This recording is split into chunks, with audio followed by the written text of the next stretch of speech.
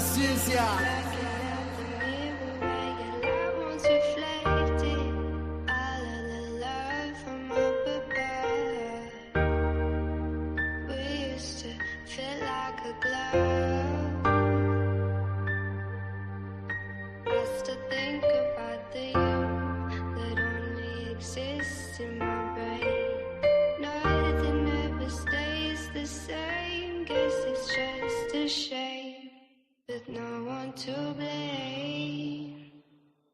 Me, myself, and I still pushing forward, I'm ahead like die. Standing on my flow with my head to the sky. Pass on a bitch, young rip, drop dimes. It's been a rough road, gotta look for the signs. I'm married to this music, so I cook for my bride. Flip out like a skateboarder, look how I grind. It took a long time, but I'm right on time. I'm progressing, that's progressive, I got bars like a correction. Still chasing petty cash, that's a mantis. I want extra, I stop searching for my pops. I hold my nuts just like a checkup. I get physical, I'm copping just like Interpol. I play on words like a syllable. To me the world is fading. Hold this L just like a Laker. Like a birthday, my shit caking. It get messy like an apron. I pick out just like some bacon, and I sizzle like it too. Can't forget about you, boo. It feel like we on a loop. Same shit, different day. I don't know what's really true. I get high as I leave hoops. Who gon' give me what I'm owed? Man, I guess nobody knew. And I know that money talks, so what it said is probably true. It's the feeling that I get and the shit I'll probably do to get through or get by. I get fly, cause I'm Jeff Goldblum in my mind. Tell them hoes to fall in line. If you thought I fell off, bitch, I'm back like my spine. Hot as homemade pie. That's the pro rate, ma. I'm a pro, ain't I? Sniff it out like K9s. I'm a thief, it take time to be great on Bayside. I get blue like Kelly Parker. When I'm gone, I left a mark. Tell them fish I'm still a shark. I will embark on this journey till it's finished. In the midst of all this friction, I got vision on my P's like no limit. Like a mouse, now we clicking. I go out for the spinach, that's business. Cut the cord that kept us connected. Blacking out the mirror where your light once reflected. All of the love from up above.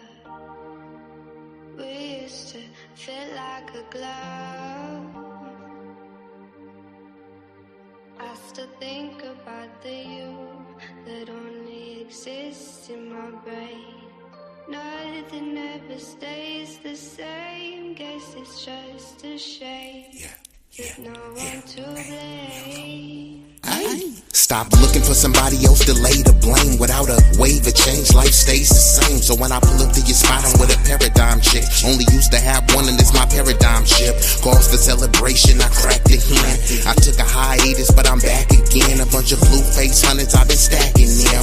Cause in the game of life, I just have to win. So when I'm in go mode, I be ballin' insane. Tried to walk away, they was calling my name. My brothers from another, we are all in the game. Don't give a fuck about clout nor all of the fame. I'm trying to inspire, empower, build and progress at a steady rate. Move heavyweight like a Bowflex. The haters make me greater, they mad, I got them so stressed. Shock my style for a while now, I can show text. Screenshots as proof and receipts. You a certified clown, been a goof in the streets. Angel made the beat, but this my demon flow. Get a lot of love from people I don't even know. And when the situation's ugly like Dudley, we do right. Fuck propaganda, let's conquer and unite. The wait's over, take over, it's commencing. My money fully grown, but yours like an infant. But that ain't no shade to you, it's just provision and protection, what you made to do. Being a man with a purpose, who you supposed to be. Living life as a loser, that's a joke to me. FN 509, stay close to me. If I pull it, I'ma spray like some potpourri. I don't wanna have to go there, so hopefully you don't try to have no beef or no smoke with me. Bro, everything I'm talking about, be backing it up. I'm back in the cuts, rapping the Dutch and macking a hut. She start to get aroused when I'm smacking her butt. Baby got stupid cheeks and she be clapping it up. I'ma enter through the front and hit the back of her guts. She a classy lady but be acting a slut. When we be kissing and cuddling, my bitch like to hug. Her box customized so it fit like a glove. Ayo, who is that dude? Oh girl, that's just B-Eazy. Oh boy, that's just B-Eazy. Well, who is B-Eazy? Oh, you ain't know, he been a pro for show, all about the dough. He been running up them racks and still trying to get some more. Don't care about the fame, just trying to gain and grow. He really one of them ones, his presence so pivotal. So hell yeah, he that dude, this is unequivocal.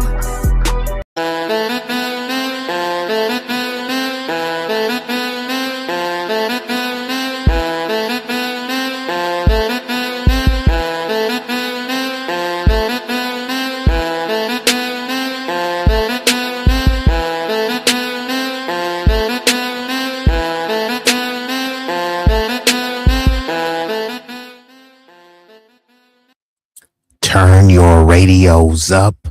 Turn your radios up. Y'all know what this is. Y'all know who this is. B-Eazy Dat Dude, an impromptu stream back with another one. This one is gonna be a banger. Controversial trending topics, so it will be a doozy. Don't like to keep y'all waiting, especially on this afternoon/evening. So before we get this thing started,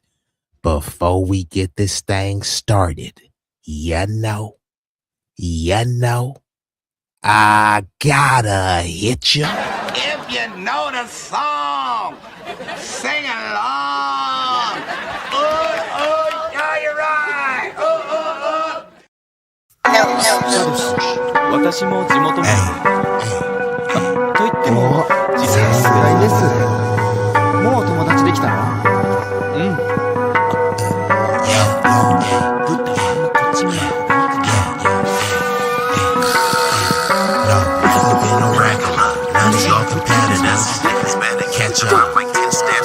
Look, this promethazine got me leaning like a cholo in the club. I'm 20 deep. I don't be riding solo. Pull some bad bitches, they vanilla and cocoa. They wanna take some photos when we kick it out in Soho.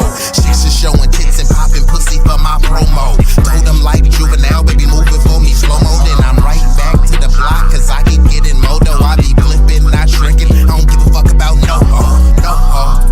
This nigga name ain't D-Lo, but pimpin' these bitches and stacking this bread forever be my stilo. This is B-Eazy Dat Dude in the trap making pass smooth. If I ever go broke, then I'm about to pull a jack move.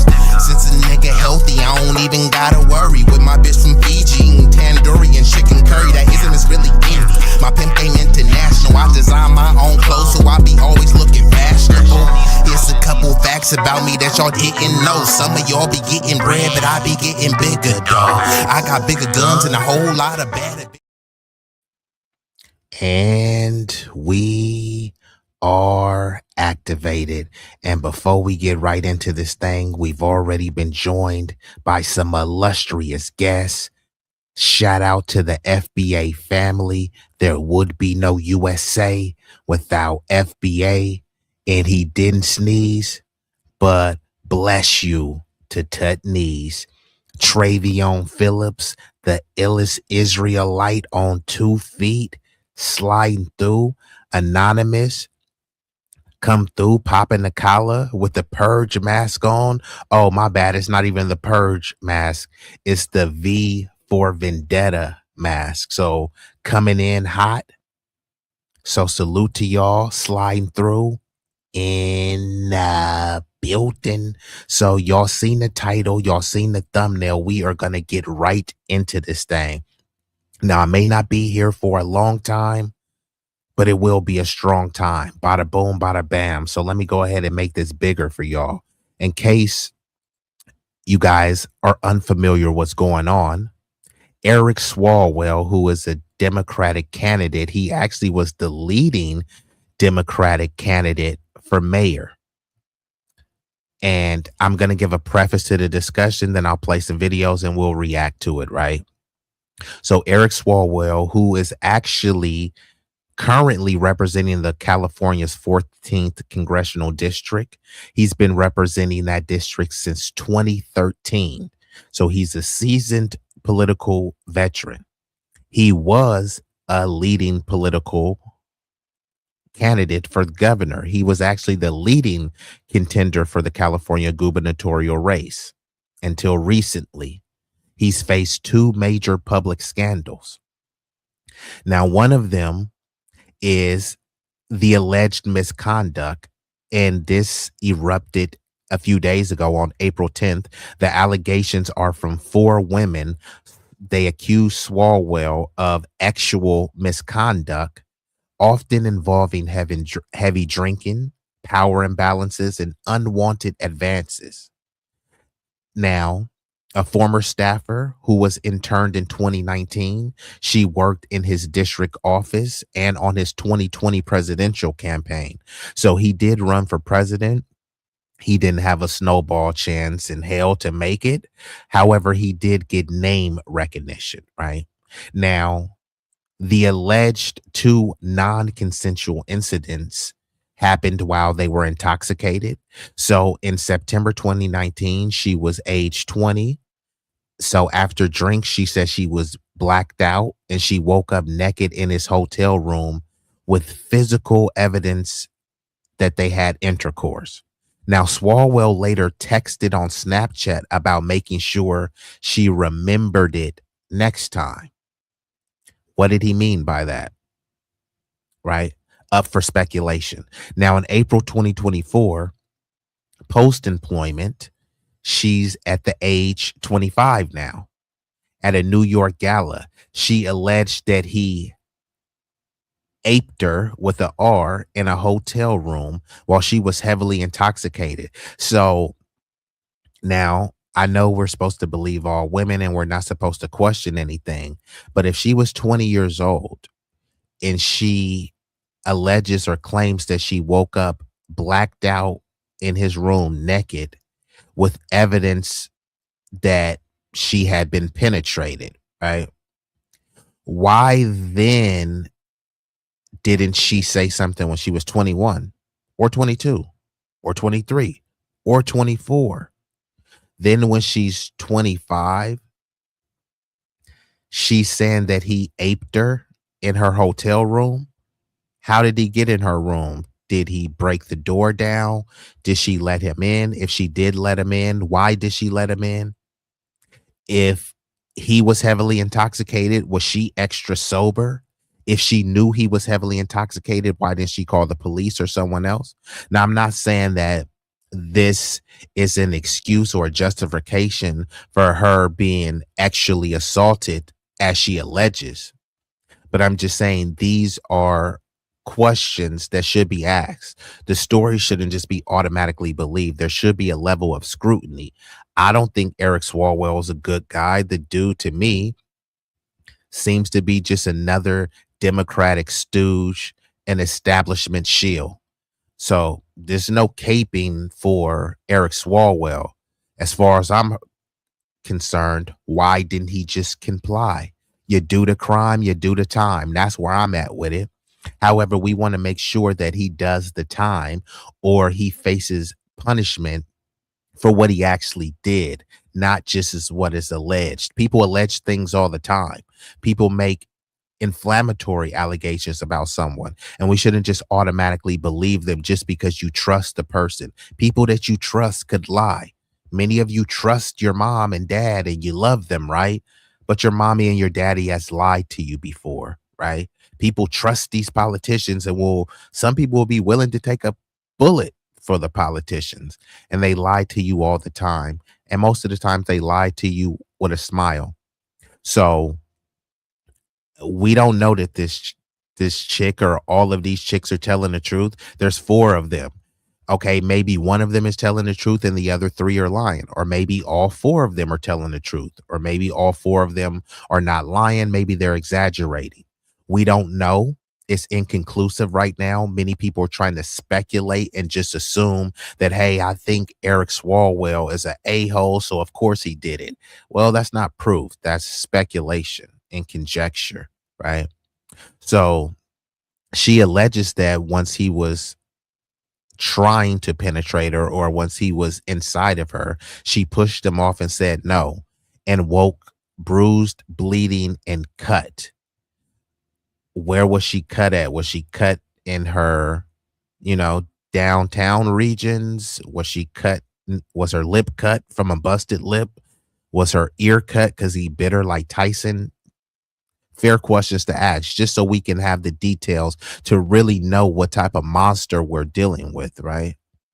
But she says she also sought medical care, a STD, and a pregnancy testing.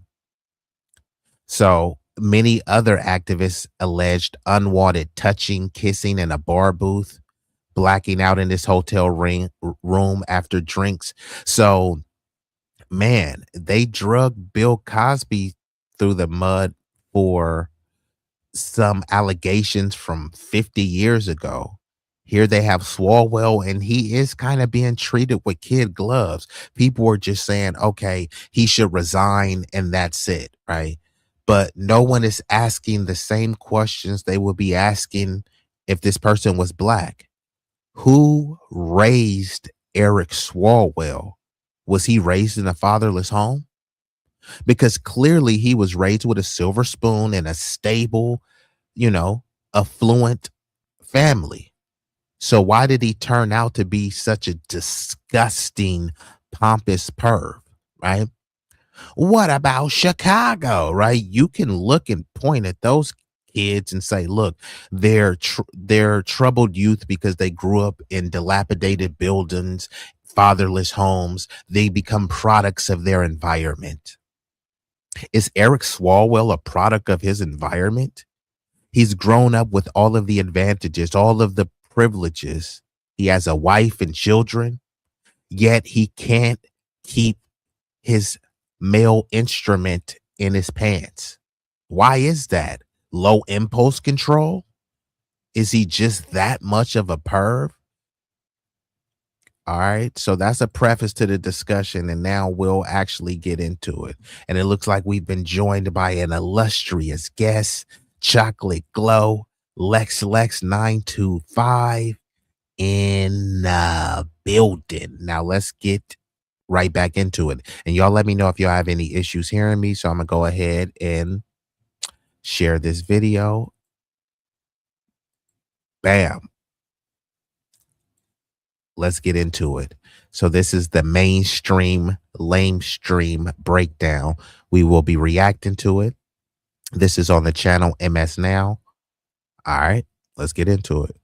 Jake Sherman is co-founder of Punchbowl News and an MS Now political contributor. Joining me here in studio, MS Now Capitol Hill reporter Kevin Fry, and Julie Roginski is Democratic strategist and author of the Salty Politics newsletter on Substack. So there are bipartisan calls, as you know, Kevin, for Swalwell to step down. You actually had a conversation one-on-one with the House Minority Leader, Hakeem Jeffries. What did he tell you? Yeah, so I mean, he's not being committal on exactly what his position is going to fall on this. He has come out, along with other top Democrats, saying he needed to drop out of the governor's race. And Swalwell, of course, has taken that step. But he's not calling, at least so far, for him to drop out of Congress.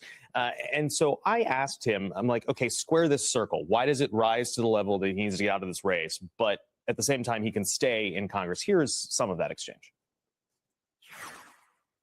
Serious allegations that are best addressed not as a candidate in a political environment where all of us need to actually be focused on articulating a vision that is designed to push back against Donald Trump's extremism and lay out a case for how we are actually going to improve the lives of the American people without distraction. Well, I mean, couldn't it be a distraction in Congress, too? Well, he certainly is not in a position to run for re-election at this point. He never answered the question. He said, could it be a distraction? So he's saying Swalwell should drop out of the governor's race because it will be a distraction politically. However, he shouldn't be, expelled from Congress because, if it's going to be a issue and a distraction for him running for governor, it's going to be an issue that he still retains his congressional seat. So you can't try to paint him out as this violent monster who RAPE'd allegedly over 4 women. And all you got to do is drop out, bro. Don't run for governor, bro. Just drop out. Okay, fine. If he's that disgusting of a perv that he allegedly actually assaulted that many women, then why is he in Congress? What is that saying about our country, right? Because see, you can point to the crusty, musty, dusty niggas in the hood that's doing crime, right? You expect them to do crime, especially if they're lower educated. They come from broken homes. They're orphans. They've been jailbirds in and out. Not a justification, but you understand, right? They have a record, can't get a job. Even if they want to work, you don't want to hire them because you keep saying, oh, well, they're a felon. So they're going to turn to a life of crime. And it's going to be a perpetual cycle of them being caught up with the law enforcement and incarcerated, right? you don't make excuses for it, right? But you understand, right? Okay, look, this is the fate of these people becoming a product of their environment, right? But yet people are still trying to whitewash and, kind of temper your outrage and vitriol towards Eric Swalwell. It's like, yeah, he did some bad things, but he should just drop out from governor. No, the dude should be drugged through the mud and demonized as if they would do anyone else, right? If it's a little black kid with a airsoft gun, they start looking at who raised them. What was his GPA? What was Eric Swalwell's GPA, right? He knows better, right? He has a wife, but yet this perv couldn't keep it in his pants. Whose culture is that, right? Which is kind of sidestepping the question, because obviously if he's running for governor at the same time, he can't be running for Congress, and so he's not doing both, and now it's seemingly not doing either.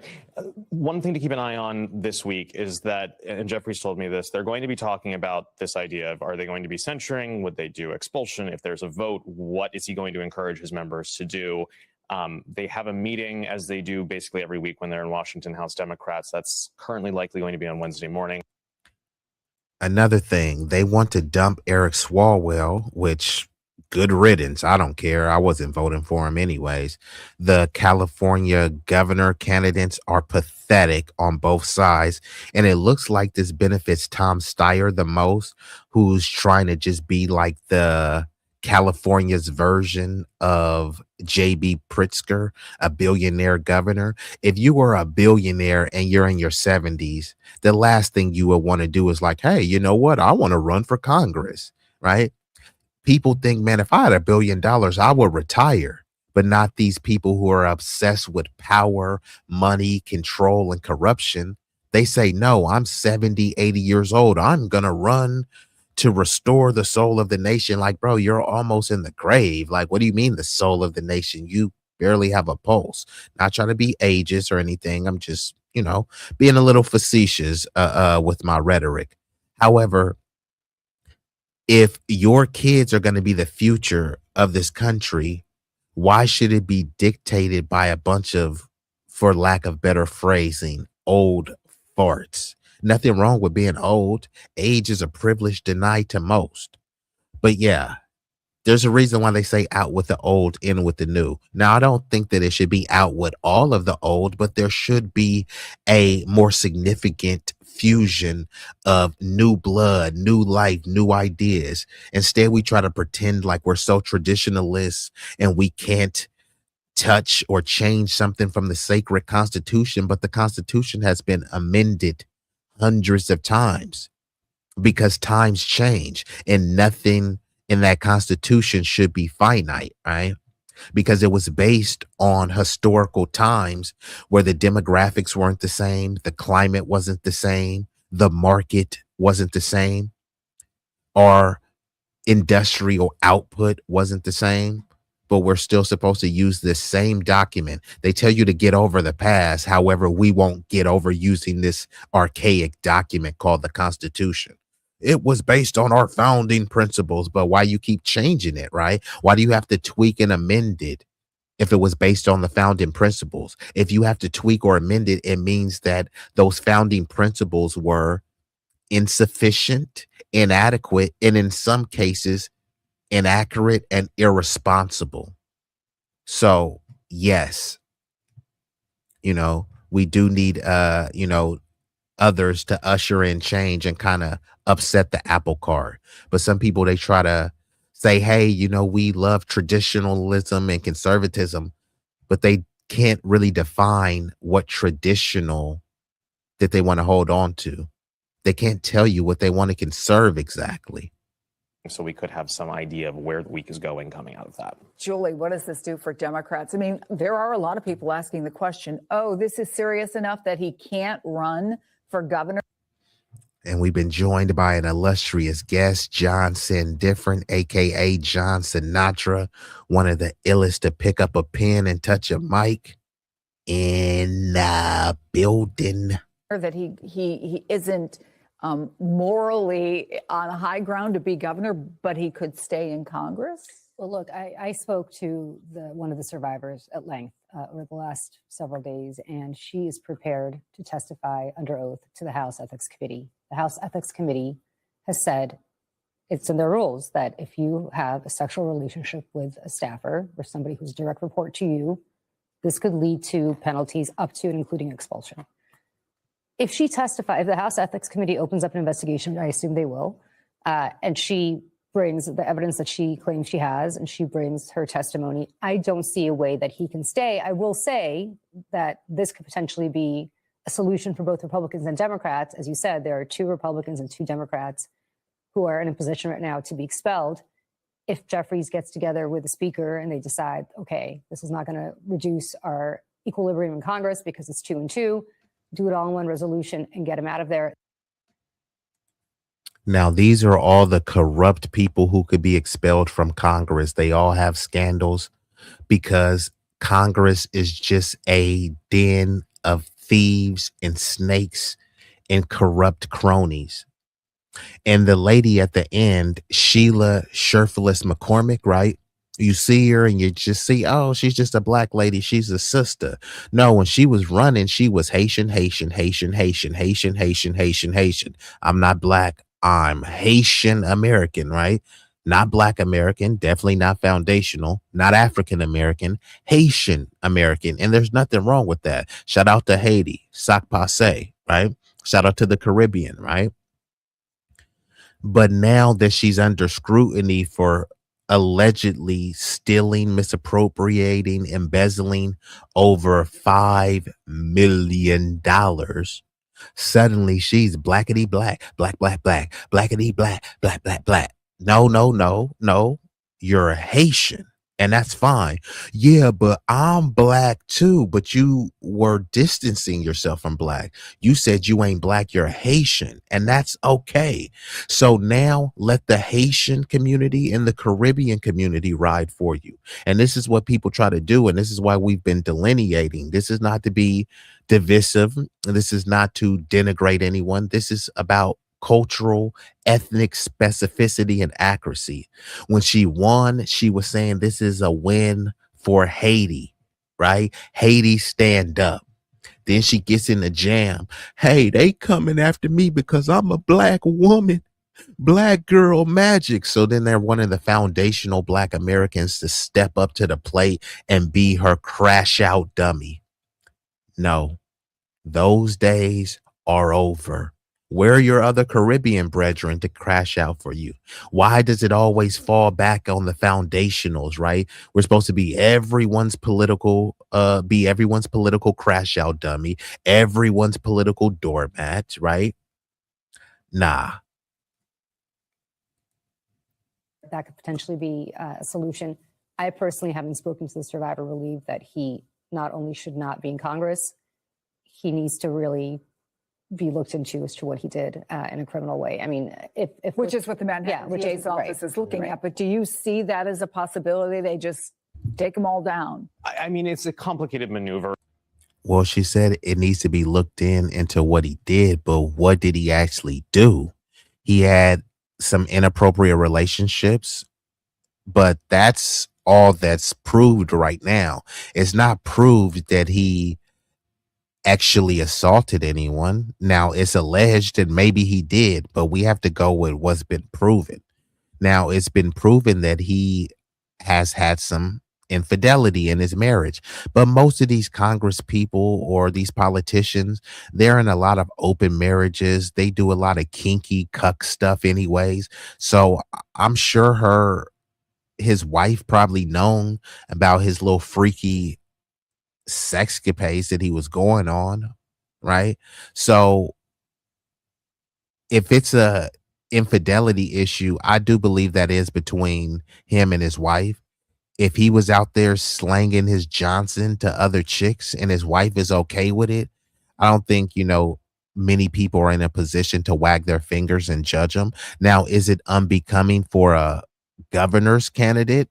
Yeah, for a congressional representative, yes, but we have someone that's the leader of the free world, as they would say, that got elected with multiple allegations of him essaying people. He paid off a corn star. He said, if he wants to, he'll just grab a chick by the pussy, right? That's pretty degenerate.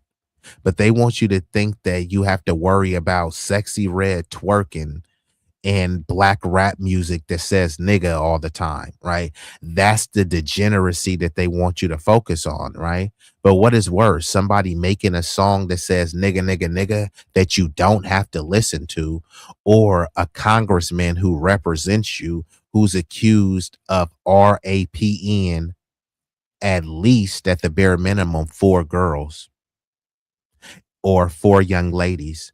And they say that the number is higher than that. These are just the 4 that came forward. Once again, what is worse? A rap song that says nigga a lot that you don't have to listen to, or a congressional representative who's been in elected office since 2013 accused of forcibly penetrating young women, right? You don't have to listen to a song that says nigga. You don't have to watch that video. But why should we have to tolerate our political candidates going around actually assaulting young women, young white women at that? Because y'all definitely wouldn't care if they was black.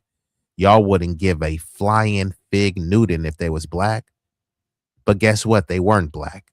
They were Lily W., Karen, Becky, Joanne, Martha, right? And also, who's holding them accountable, right? Where, I know a lot of people talk about the black community and accountability. Why is no one talking about accountability for the white community? Oh, I forgot. You can't generalize the actions of an individual and put it on the collective community.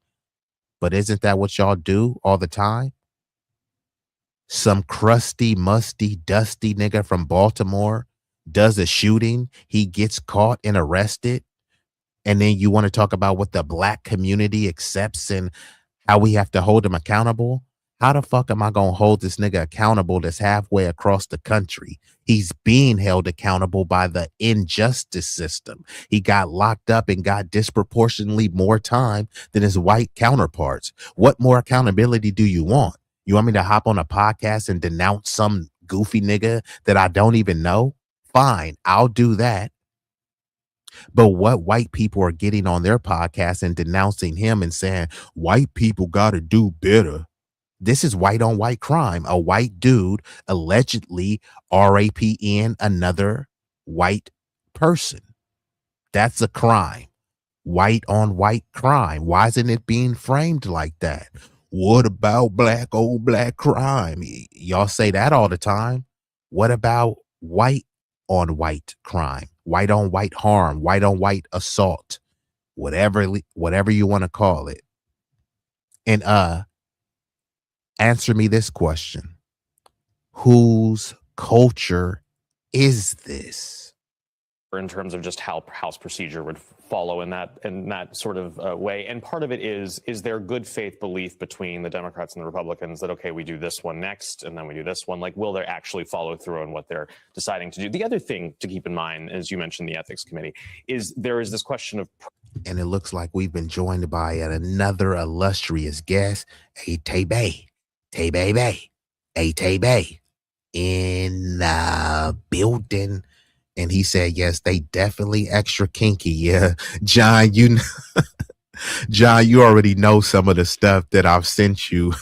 So we just going to leave it at that. You know some of the pause worthy stuff that I sent you. But salute to Tay-Bay, Johnson, different, Lex, Tutney's. And she said they usually marry for status and optics. This is true, which is why look at Bill Clinton and Hillary, right? Bill Clinton embarrassed the F out of Hillary, right? Bro was over there smashing a bunch of assistants, getting, had a house call from the head doctor in the Oval Office. So much to the point where dudes would say like, hey man, I'm finna call up this little bitty. I'm trying to get some Lewinsky, right? He completely embarrassed her. That was disgusting and degenerate what Bill Clinton did.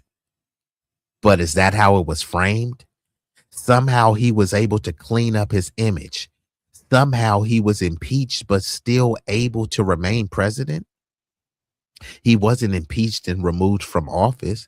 He was impeached and said, you know what you did was immoral. You shouldn't be getting your penis sucked in the Oval Office. But you know what?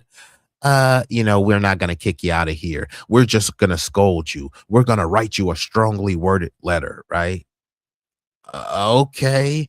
If getting top in the Oval Office is that bad, why wasn't Bill Clinton given the boot? How degenerate is that? What is more degenerate? For real, I want you to answer me this. What is more degenerate? Sexy Red, a hood rat rapper twerking on a video, and the songs usually slap. You don't gotta like Sexy Red, but a lot of her songs do slap. So what is more degenerate? A hood rat chicken head rapper that's twerking in a rap video, or a prestigious president who's well educated, who has low impulse control, who's a sexual deviant and pervert getting head in the White House? What is more degenerate, twerking on a rap video, or a president who they call the leader of the free world cheating on his wife and getting his penis sucked? Which one is more degenerate? Okay, so once you can see the point that Bill Clinton getting his penis sucked by a staffer is more degenerate than a rap video filled with twerking, then ask yourself, who raised Bill Clinton? And whose culture is that to not have any control over your male instrument, that you got to whip out in the Oval Office and say, hey, suck me off right here? You want to talk about low impulse control? He's the leader of the free world. He couldn't have got a hotel. He couldn't have stayed at the Ramada, the Hyatt, the Sheraton. No, he wanted to exercise his power. So he got his pink penis sucked in the middle of the White House. That's as degenerate as it can get. Whose culture is that? Precedent, and obviously the George Santos case is the most recent example of the expulsion mechanism. But if you do something before the ethics committee has released their report, like when is the lever pulled to actually expel someone on the allegation part, even if it is bad? Oh snap! John said he about to go in. So do you have a preview? What you gonna be talking about? And when are you going? When are you going live? And salute to John. He does have a podcast called It Gets Deeper. He touches on various topics, controversial things that people often like to shy away from, or a topic that's looked at from a deeper, nuanced perspective. So what you thinking about talking about over there, John?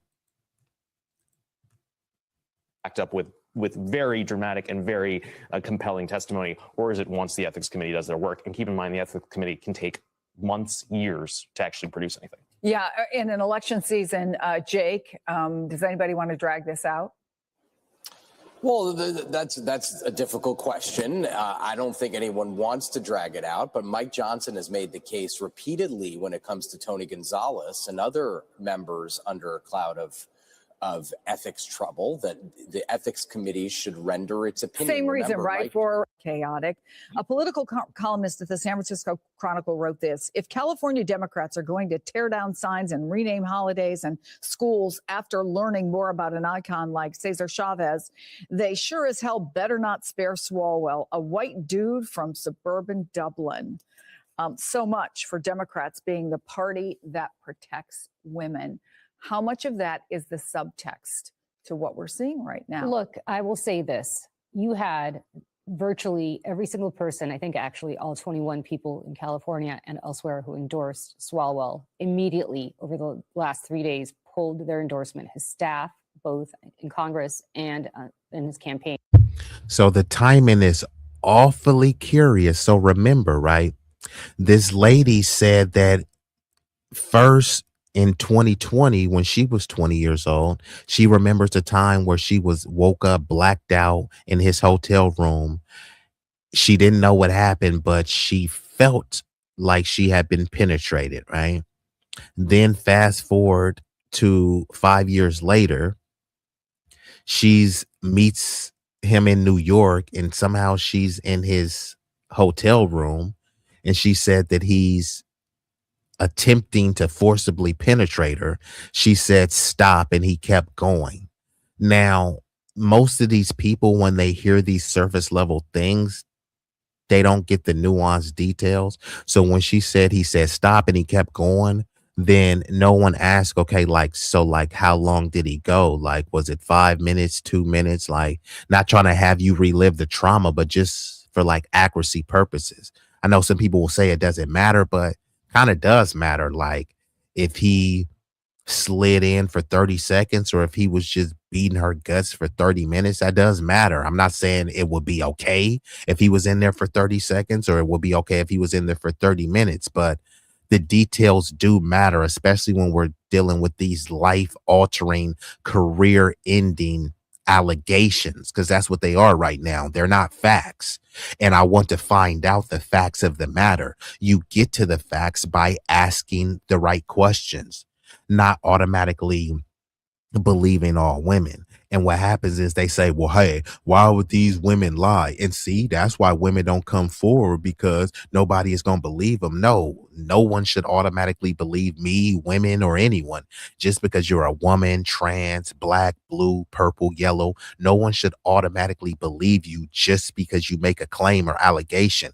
If that's the case, anyone could say anything about anybody. If you don't like someone, you can just accuse them of being a pedo, right?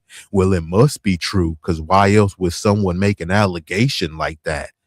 There's people make false allegations all the time.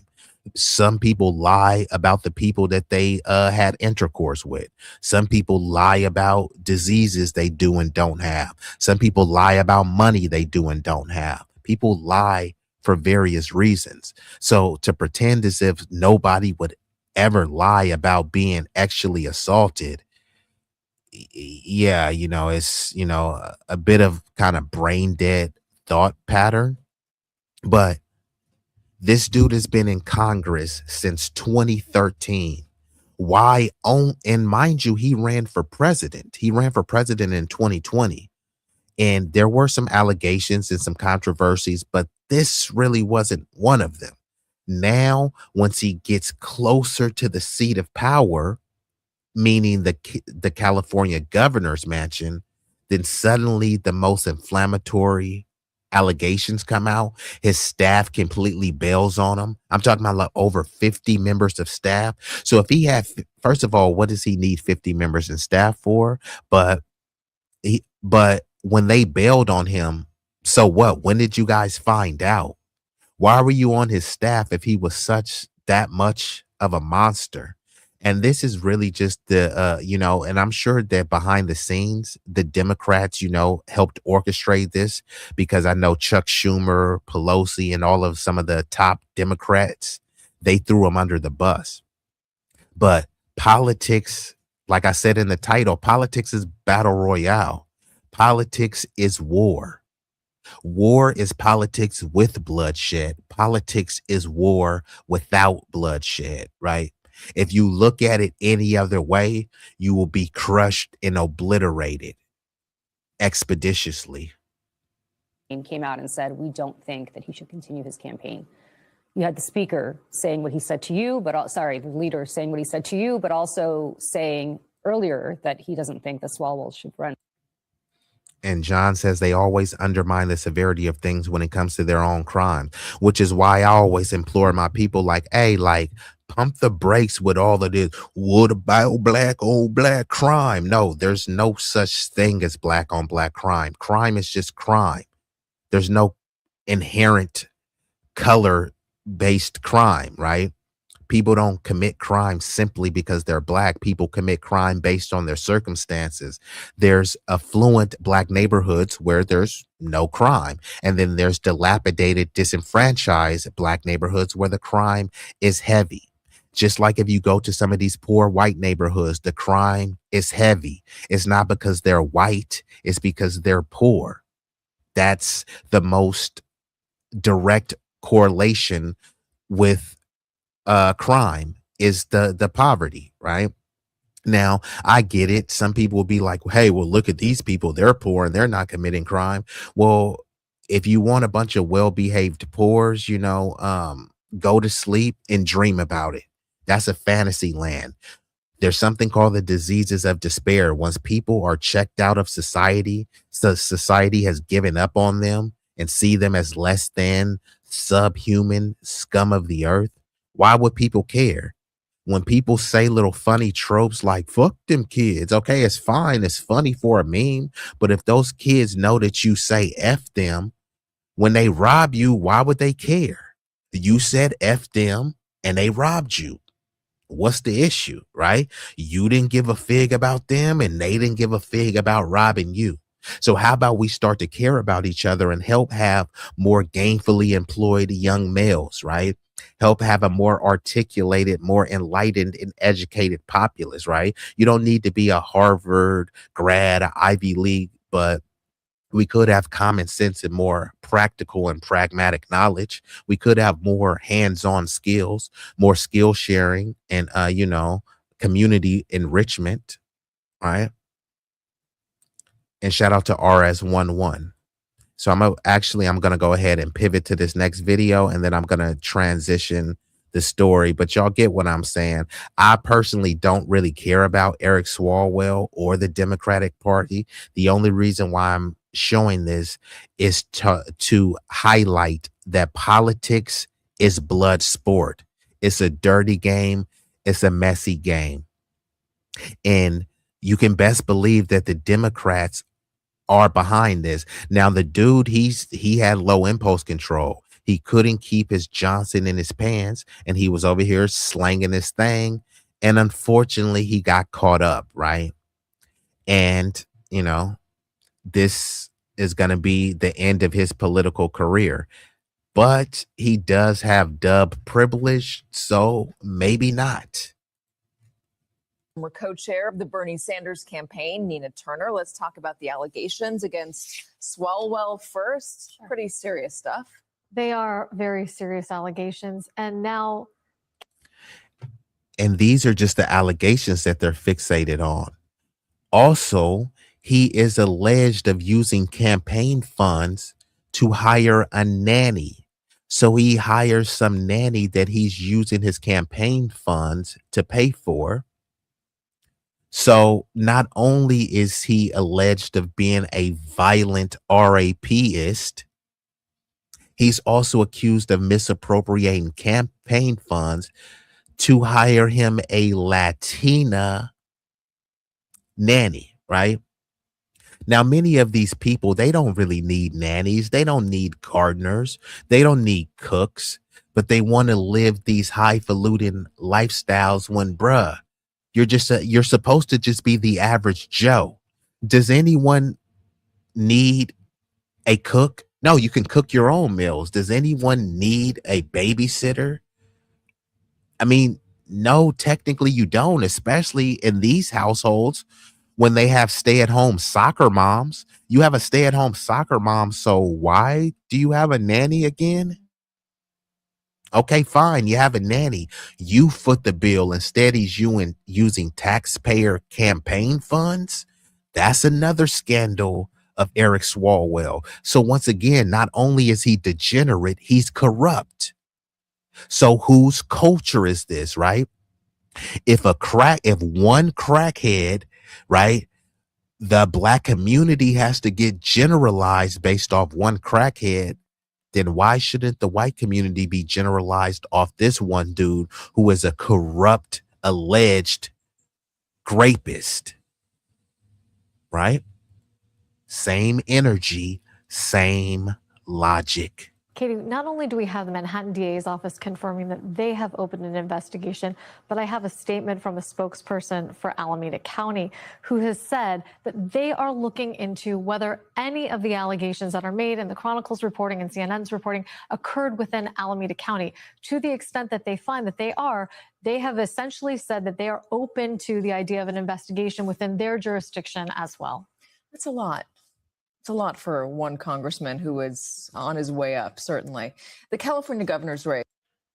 So it is a lot for one congressman. It's also hypocrisy, right? Because Joe Biden had a litany of women who were alleging that he forcibly penetrated them as well. But guess what? It got swept under the rug. They were going around calling bumbling Biden Uncle Joe. Whose uncle? It ain't my uncle.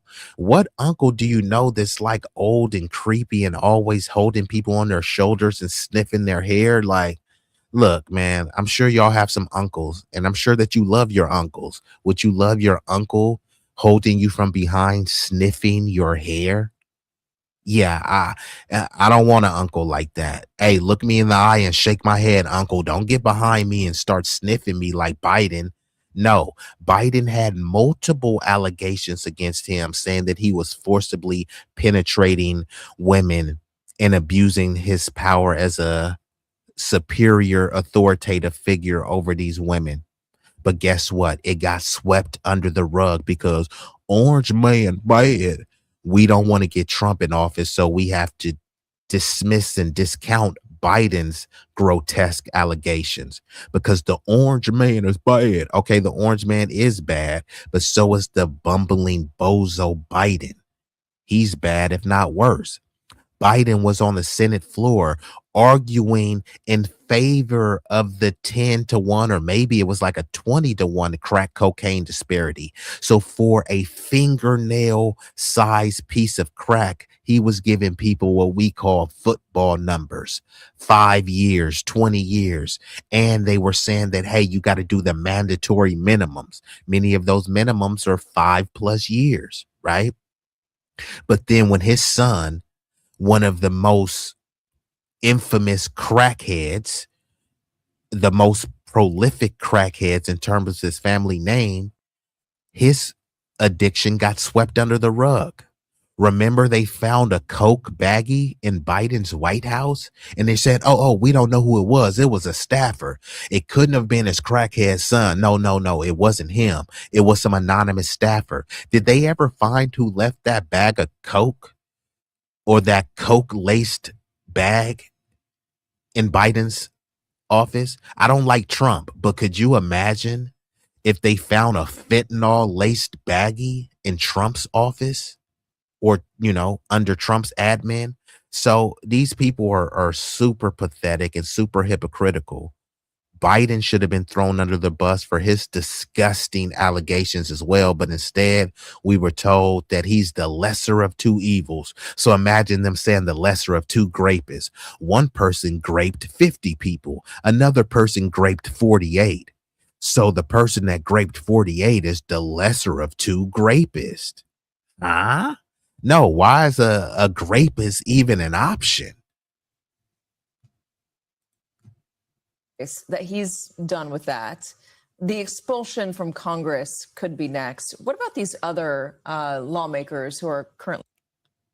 And we've been joined by an illustrious guest, the big block boat rider, Mr. 350, Big Rig Slaps in the building. Facing investigation or who have already been investigated. Yeah, well, let's start with Congresswoman Sherfilis Mills, because I think she is the one who, from a legal perspective, has been in the most trouble so far. She is under federal indictment for allegedly embezzling FEMA funds, $5 million worth, but also has already been investigated by the. So y'all heard that. This lady, Sheila Sherfilis McCormick. Now, when y'all see her, you have been programmed to say, she's black, she's African American, which don't ever call me that. But hey, no, she never called herself black or African American. That's until she got caught up. But bada boom, bada bam. What do you see on your screen? Y'all could read, but don't worry, I'll read it for you. First of all, they have a website called Caribbean National Weekly. Salute to that website. Talking about their prominent Caribbeans. Now, y'all see, it doesn't say Black American. She's definitely not a foundational. It doesn't say African American. It says exactly what she is, a Haitian American. And this is what we're talking about. When these people were running for office, it was Haitian, Haitian, Haitian, Haitian, Haitian, Haitian, Haiti stand up. Then when she got jammed up for allegedly embezzling over $5 million, then suddenly she's like, they going after me because I'm a Black woman. And she wanted the Black community to stand up. No, the Haitian community needs to stand up for you. This is Caribbean National Weekly. Haitians are Caribbean. The Caribbean community needs to stand up for her. And then they start saying, oh, well, y'all being divisive. Okay, so when I say, hey, she's not foundational, she's a Haitian American, that's divisive. How is it divisive when that's how she identifies? People forget it wasn't just the Dominicans. I know Black, Poppy. Puerto Ricans. I'm not Black, I'm Puerto Rican. I'm not Black, I'm Haitian. I'm not Black, I'm Nigerian. Not only that, I ain't Black, I'm Yoruba, I'm Igbo, I'm Hausa. Why y'all call y'all selves Black? Black is just a color. It ain't no country called Black. How many times have you heard this over and over and over? And still we were like, nah, man, you don't understand how it works. This is America. This is the land of the one drop rule. Y'all Black like us, which was foolish for us to say that, but okay, fine. We were saying that we all Black. We were the ones saying that. And the other people were giving us the Heisman stiff arm saying, I'm not Black, I'm Nigerian. I'm not Black, I'm Haitian. I'm not Black, I'm, from Senegal. That's what they were saying. Then when they get jammed up, hey, I'm Black like you, nigga. No, you're Haitian, you're Nigerian, and there's nothing wrong with that. But we just saying, stop with the cosplaying and tethering. Don't say that you Blackity Black Monday through Friday, but then on the weekends you want to turn up to your true identity and you become Haitian or Jamaican. Nah, bruh, those days are over. We want ethnic specificity, and there's nothing wrong with that, right? You don't want to be calling Chinese people Japanese just because they're Asian. You want to correctly and accurately identify them. I don't want to look at a Jamaican and say, hey, they're foundational Black American. No, this person is from Jamaica. They have a rich culture and lineage. I won't be able to understand that culture if I lump it up into this mixture or amalgamation of flat Blackness, which is a form of ethnic and cultural erasure. Always give the example. If I'm doing a zoo exhibit and I put two cats in there, and I say, hey, I present to you two jaguars. And somebody says, excuse me, sir, that one looks like a leopard. Man, shut up. What you talking about? They both cats. They the same. No, they're not.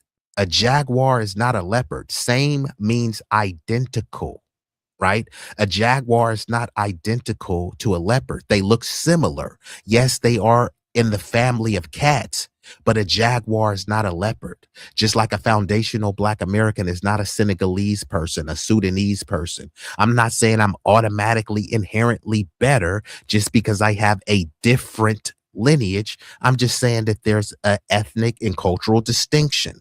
It's a beautiful thing. We don't have to make it ugly by pretending we're all the same. So back to the zoo exhibit, right? For me to pretend that a leopard and a jaguar is the same would be a dereliction of intellectual duties, right? I need to break down the distinctions. Oh, what is the habitat of a leopard? Oh, actually, a jaguar has a different habitat. By me pretending they're all the same erases that. If I come and give you two fruits and say, here, they're the same, and you bite into one and it's an orange and one is a grapefruit, stop complaining. They're both fruits. They're both round. They're both orange. They're both citrus fruits. Why you complaining? They're the same. No, they're not. They're similar, right? A grapefruit looks similar to an orange. A grapefruit is not an orange. A grapefruit doesn't taste like an orange. Sometimes the texture is not the same. To pretend that they are both the same because they're both orange citrus fruits would be a dereliction of intellectual duty. So now that we're clear on the delineation process, I know it's a movement, but I call it the delineation process. The House Ethics Committee, there was already a hearing. She would then progress to a trial in the Ethics Committee itself about her expulsion. That seems like it may be shortcut by this idea that some members have generated to put expulsion motions on the floor for a full vote by the House. Well, Big Rig says B-Eazy is on it. You know what I say. Hold your own nuts. Hold your own lineage. Hold your own filth. And hold your own accomplishments, right? When Usain Bolt goes out there and breaks the world record, a phenomenal athlete, one of the greatest track and field athletes ever known to man, maybe be the greatest of all time. When he goes out there and shattered records, the record shouldn't just be for a generalized melanated black man. No, that dude is a Jamaican national, right? Is he racially black? Yes. He's culturally, socially, ethnically Jamaican. And that should be a win for Jamaican. It shouldn't just be erased and placed under some flat umbrella of blackness. I always give the example of samurai culture. Samurai culture is distinctly, exclusively, and specifically the origins in Japan. Ninja and samurai culture is Japanese culture. Do others partake in it? Yes. But we can't forget the origins. Now, it would be foolish for a Filipino or a Thai person to try to take credit for samurai culture simply because they're of Asian descent. Just how it would be idiotic for people to try to assume our identity and stake claim to our culture just because they have a certain level of melanin. Melanin doesn't grant you access to our culture. Hold your own lineage, right? I didn't grow up eating bushmeat, naan and curry goat, a goosey soup, plantains, jerk chicken. None of that. Nothing against it. It comes from a rich culture, but that culture is not mine. In order for me to understand that culture, there needs to be a distinction in what's difference between the two cultures, right? They pretend as if we're all the same, but we're not. Same means identical. Similar, right? You can be similar, and I will agree that we're similar, but we're not the same. So we have to stop pretending. Before the Ethics Committee could ever reach that decision by itself. So, Nina, talking about politics here on this only does add fuel to the fire that's out there of folks who say they're all corrupt. I don't like the way this government works. You can't trust any of them. Well, some of them are, Katie. I won't say all of them are, but some of them are. I mean, human nature. But certainly we hold politicians and preachers, those types of people, to a higher standard, and that end is the challenge. I'm glad to see the Democrats stand up this time. There have been times where they haven't stood up. This is swift. If there's going to be spring cleaning, now is the time to do it. Clean the house of each and every one of them. Let them have their due in terms of the committees that investigate. Certainly some of the allegations that are against Congressman Swalwell will happen in a court of law, possibly. And so that may happen as well. But it is time. I want people to take heart, though. Just because some of these people are corrupt does not mean all elected officials are corrupt. But let this be a lesson. Yeah, salute to Nina Turner, but here she goes where she's about to go into the kind of Democrat splain mode. Not all politicians are bad. Yeah, they are. Because the ones that are good, they're sitting behind letting the bad ones run amok. So how good are they? Imagine there was someone and he was actually assaulting a girl, right? You knew about it and you did nothing about it. So you would never do anything like that, but you also didn't do anything about a known predator. Yeah, you're culpable as well. Just because you turned a blind eye, don't pretend as if you're somehow good. Hey, I never touched anyone. I never molested anyone, so I'm good and righteous. Yeah, but you saw a lot of molestations going on and you did nothing about it. So how good and how righteous are you, right? All of these so-called good politicians, but they won't speak up towards the bad ones because they know that they'll be on the outs. They know that the political establishment will chew them up and spit them out. So how good are you, right? Maybe in your heart you're good and you think that you're good, but what good have you done? Fair questions to ask. They've done good things for their donors. They've done good things for non-citizens and things that advance their political agenda. But have they done good things for good reasons, or have they done good things for nefarious and sinister reasons? Because I mean, even drug dealers could do good things. People could sell a whole bunch of fentanyl to their community and then do a turkey drive. That's a good thing, right? That they did a turkey drive. But does them doing a turkey drive, free turkeys for the entire block, does that outweigh all of the fentanyl that they sold, right? These politicians occasionally doing something good for you, or a feel good symbolic gesture, i.e. a fish fry. I mean, is that really doing something for you, or is that doing something for their photo op, for their reputation? You know what I mean? And to each and every one of them, that they don't have 2 or 3 different sets of rules. Axios put it this way, what they've been hearing: lawmakers in both parties are exasperated with recent ethics and sex scandals, and some are privately entertaining the catharsis of a proverbial bloodletting. Is that what needs to happen? I think so. And Katie, just using the Swalwell case, or not case, but allegations, for example, why are these members having drinks with their staff? I mean, first of all, use some common sense. My grandmother used to say common sense ain't that common.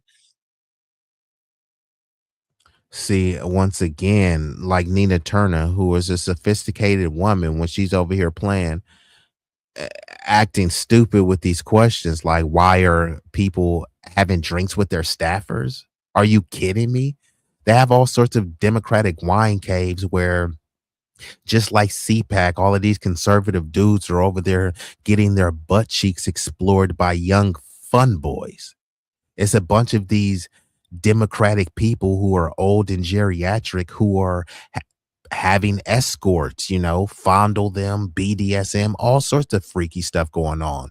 You remember when Biden had these LGBT staffers, smashing buns in one of the White House rooms. I can't remember what room it was, the Oval Office, the Situation Room, but Nina is pretending as if this doesn't happen. It happens in every sector. There's going to be people who are the higher ups who are going to invite their young interns out to drinks. Now, these people aren't forced to go. They chose to go. And sometimes they go because they know down the road it could be used for leverage to drop an allegation, or it can be used as advancement, which is why they talk about how some women, i.e. Kamala, reportedly, allegedly slept her way to the top, right? I'm not saying that's the case. I'm just saying these are the allegations out here. Those happen by going on these romantic late night cocktail outings with your superior authoritative figure. Usually these people don't have to put a gun to these young ladies' head to get them out. Now, you can say, hey, they're abusing their power and position. However, these women aren't being drugged, slaughtered, and victimized into going. They're making a conscientious choice to advance their career and to, in a political sense, play ball. Now, they shouldn't be abused or taken advantage of, but come on now. We know what type of society we live in. Politics isn't for the faint of heart. Just use some common sense. It is not illegal, certainly. It's not immoral if you're just having drinks. But why even put yourself in that?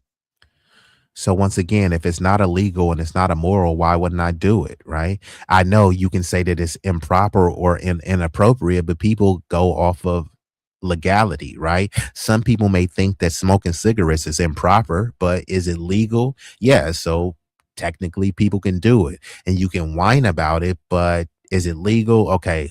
Conversation over. So as she said, it's not immoral and it's not illegal. So that's why people do it, because there's always plausible deniability. So what if a 70-year-old takes out his 20-year-old staffer? It's not illegal. You know what I mean? So there you have it. Sense ain't that common. Just use some common sense. It is not illegal, certainly. It's not immoral if you're just having drinks. But why even put yourself in that position as somebody that lords power over your staff, that you are that comfortable to be out on the town with them? And that goes for him or any other of them. That goes for the men and that goes for the women. Use some judgment. The bloodletting should happen because the American people are sick and tired of being played with. And so these types of allegations just feed into the frustration and heartache that the American people are already feeling. What does it do for the California governor's race, which was already pretty messy, lots of folks in it, the potential for a lot of split votes and potentially even a Republican winning the California governor's race, which is, by the way, an open field? Yeah, I mean, it's a jungle primary. I mean, let the voters of California decide. I mean, there is a Green Party candidate in there, Katie, that doesn't get talked about a lot. And I believe he's polling at about 5%. And that's Dr. Butch Ware, who I have certainly endorsed because I'm sick and tired of the duopoly. But this gives the voters of California a broader range of people to choose from. One person is not going to stop the gubernatorial race. And that is what is being seen right here, right now in real time. And yes, it will have a ripple effect across the country as well it should.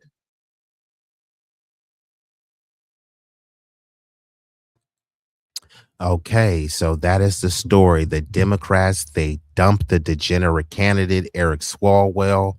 And Eric Swalwell, you know, it was all these self-inflicted wounds, but politics is a blood sport. Politics is war. You know what I mean? So I'm gonna go ahead and before we get into that, let's break down this video a little bit. And I may do a deeper dive about the art of war. Sun Tzu is considered, you know, one of the greatest military strategy books. But yeah, let me play a little bit of this and then I will transition into the next video, because you can apply these principles to whatever field, whether it be business, politics, or whatever, right? So let's get into this. Hold on. Against its neighbour Chu to the west, a book formerly known as Master Sun's Military Methods was born, which has later become known as The Art of War. The Art of War is the most influential treatise on war ever written, consisting of 13 chapters, each of which is devoted to one aspect of warfare. It has shaped the way in which conflicts have been fought for thousands of years, from the Japanese samurai to the Napoleonic War. Not only has the book influenced military commanders and generals all over the world, it has had resounding effects on politics, sports, and business to this day. The art of war is of vital importance to the state. It's a matter of life and death, a road either to safety or to ruin. Hence it's a subject of inquiry which can on no account be neglected. Sun Tzu has a holistic philosophy that if you follow correctly and study thoroughly, you will be victorious. Sun Tzu says, "Avoid what is strong and strike at what is weak." Sun Tzu is a strong believer that winning the war with as little unnecessary combat as possible is the key to true victory.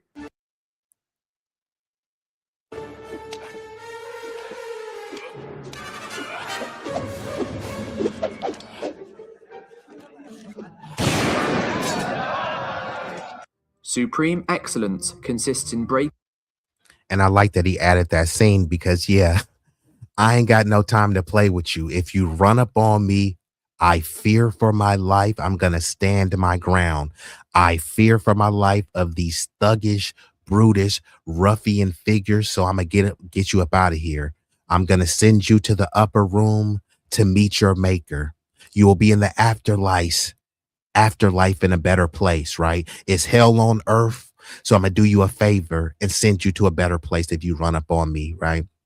So you also want to avoid fighting at all, right? You know what I mean? The best way to fight is to avoid to have to fight at all. However, if we do have to engage in battle, I need to end it quick. You know what I mean? So in this scene that I just showed, you see the swordsman, he twirling the sword, kind of like a nunchuck. You get all hypnotized by the movements of the sword, the movements of the fighter. And then this person just pulls out a firearm, pow, pow, blam, blam, RIP.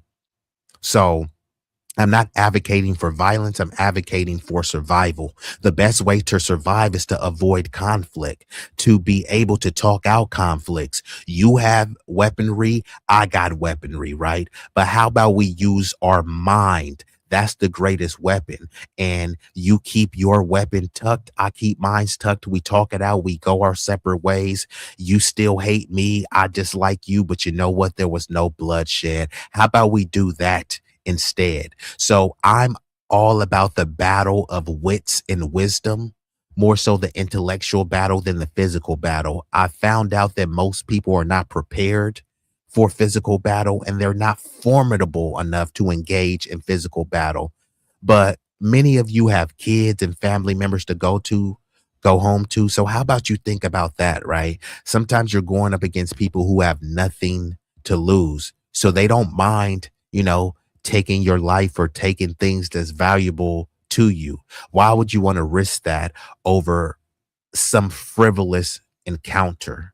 You know what I mean? So let me rewind this back a little bit, and we kind of breaking down some of the strategies of the art of war in a very condensed manner. But if y'all want, I will do a deeper dive in the weeds discussion on this. But I'm just highlighting this because these principles can be used on the battlefield, in business, but also in the political arena. So avoid what is strong and strike at what is weak. So if you see this big 400-pound dude that's jacked with muscles, right?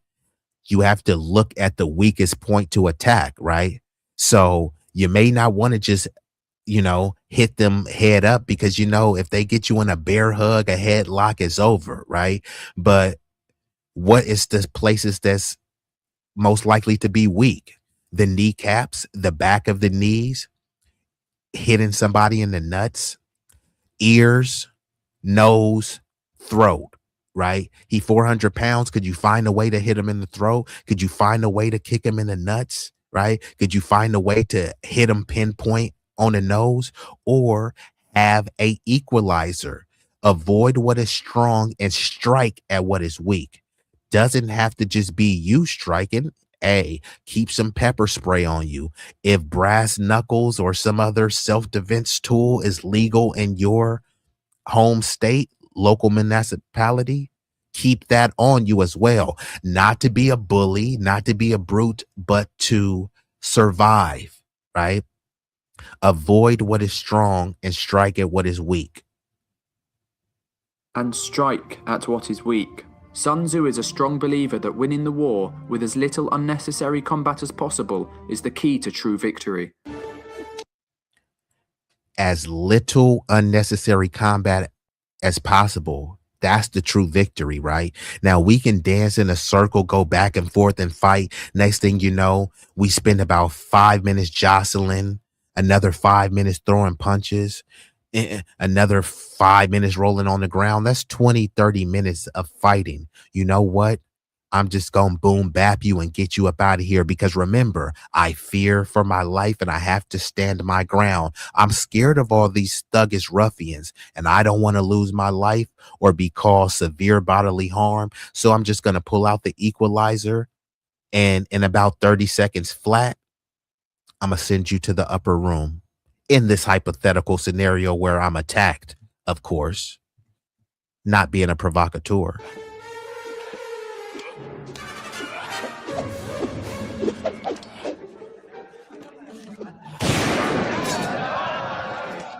Supreme excellence consists in breaking. If you don't want that to be you, then chill out, bruh. If you don't want that to be you. And it looks like we've been joined by an illustrious guest, sunlight from the Sunshine State, shining brighter than a diamond. And also the cynical one. Definitely you need to read that. And I have a PDF version. My email is in the description. If you email me, I can email you the PDF version. However, they do have videos on YouTube where people do a condensed version of it. But yeah, it's actually considered one of the greatest military strategy books. But the military principles can be used in everyday life, in political coalition building, business, etc. Shalom. I knew at least 6 people in these spaces who are fascinated with that book, myself included. Yeah, it's a book to be quite fascinated with, and allegedly it's over 2,500 years old. So it is, one of the greatest documents. I'm here for that deep dive. I used to listen to The Art of War on my walks. Yeah, I'll definitely be doing a deep dive too. So let me get back into it. The enemy's resistance without fighting, and the key to doing so is. And this is one of the most powerful ones. Supreme excellence consists in breaking the enemy's resistance without fighting, right? So some people think that, I get it. In order to make an omelet, you gotta crack some eggs, right? But how about if you can achieve your political goal or your agenda without having to split a wig or bust a head, right? Or spill some blood? That's the true measure of your intellectual fortitude and aptitude. And you can still be engaged in a form of battle royale. It's just people weaponize other things, whether it be a food supply, a water stream, usually people try to economically strangle you. Another book that you should look up is Confessions of an Economic Hitman. So sometimes people, they do break the enemy's resistance without fighting, but they are fighting. They're just fighting in a different way. When you think of fighting, you think of like Leonidas and the Spartans. This is Sparta, right? You think of fighting like that. However, sometimes the more effective way is people fighting behind the scenes, which is why there's sayings like the pen is mightier than the sword. You may be out there with a sword and it's made from Hattori Hanzo, so you're ready to just cut through anybody. However, someone with a pen can sign an executive order, a treaty, some sort of deal, some sort of contract that hires these mercenaries or implores an army of 10,000 to descend upon you, right? So yeah, your swords are sharper, but now logistically and mathematically, you just don't have the numbers based on the stroke of a pen. You know what I mean? So there are ways to resist without fighting, but I think this sentence is incomplete without physical fighting, because there still will be a fight. It just will be a different type of fight, whether it's intellectually, spiritually, economically. These are still fights. These are still acts of war. It's just not framed as such because you don't see blood dripping from someone's forehead. Yes, Confessions of an Economic Hitman. Definitely read into that, and you will see how the U.S., Western powers, and other oligarchs, plutocrats, and elites go around destabilizing countries. The countries that they call third world, and y'all get what I'm saying, the third world countries, but many of them are not necessarily just underdeveloped; they're overexploited, as Mr. Parenti would say. Let's get back into it.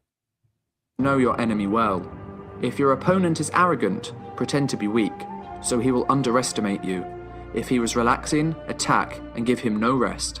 If his forces are united, separate them. Sun Tzu is essentially saying that if you know your opponent's weaknesses and how to exploit them, you will never lose.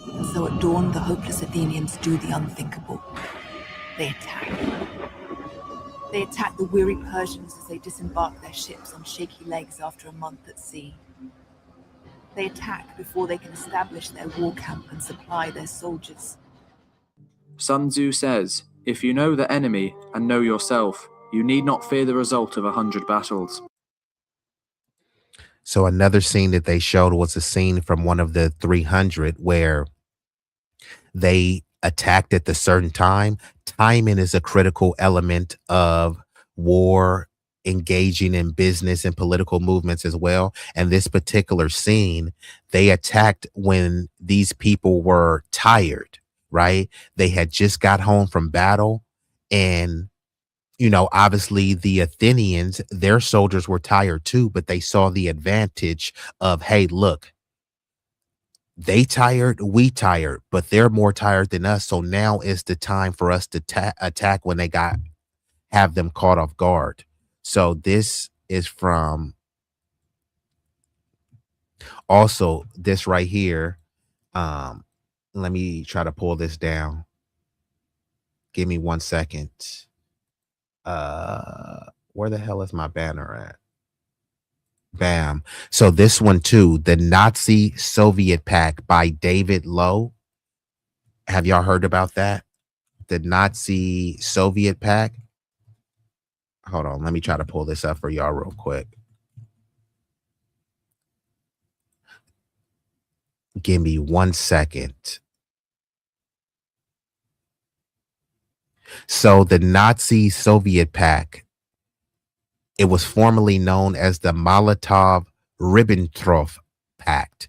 It was a non-aggression treaty signed in 1939 between Nazi Germany and the Soviet Union. It stunned the world because it united two ideologically opposed regimes, and it was a temporary strategic partnership, right?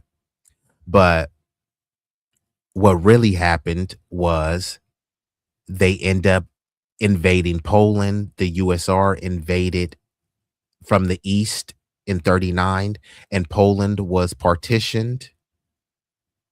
And this led to also, these were like the precursors to the start of World War II. I'm just bringing up this pact because these two people were pretending as if they were together, but they were really getting intel on each other. And this is where he talks about knowing your enemy almost better than they know themselves. In order to know your enemy, this is why they say keep your enemies close, right?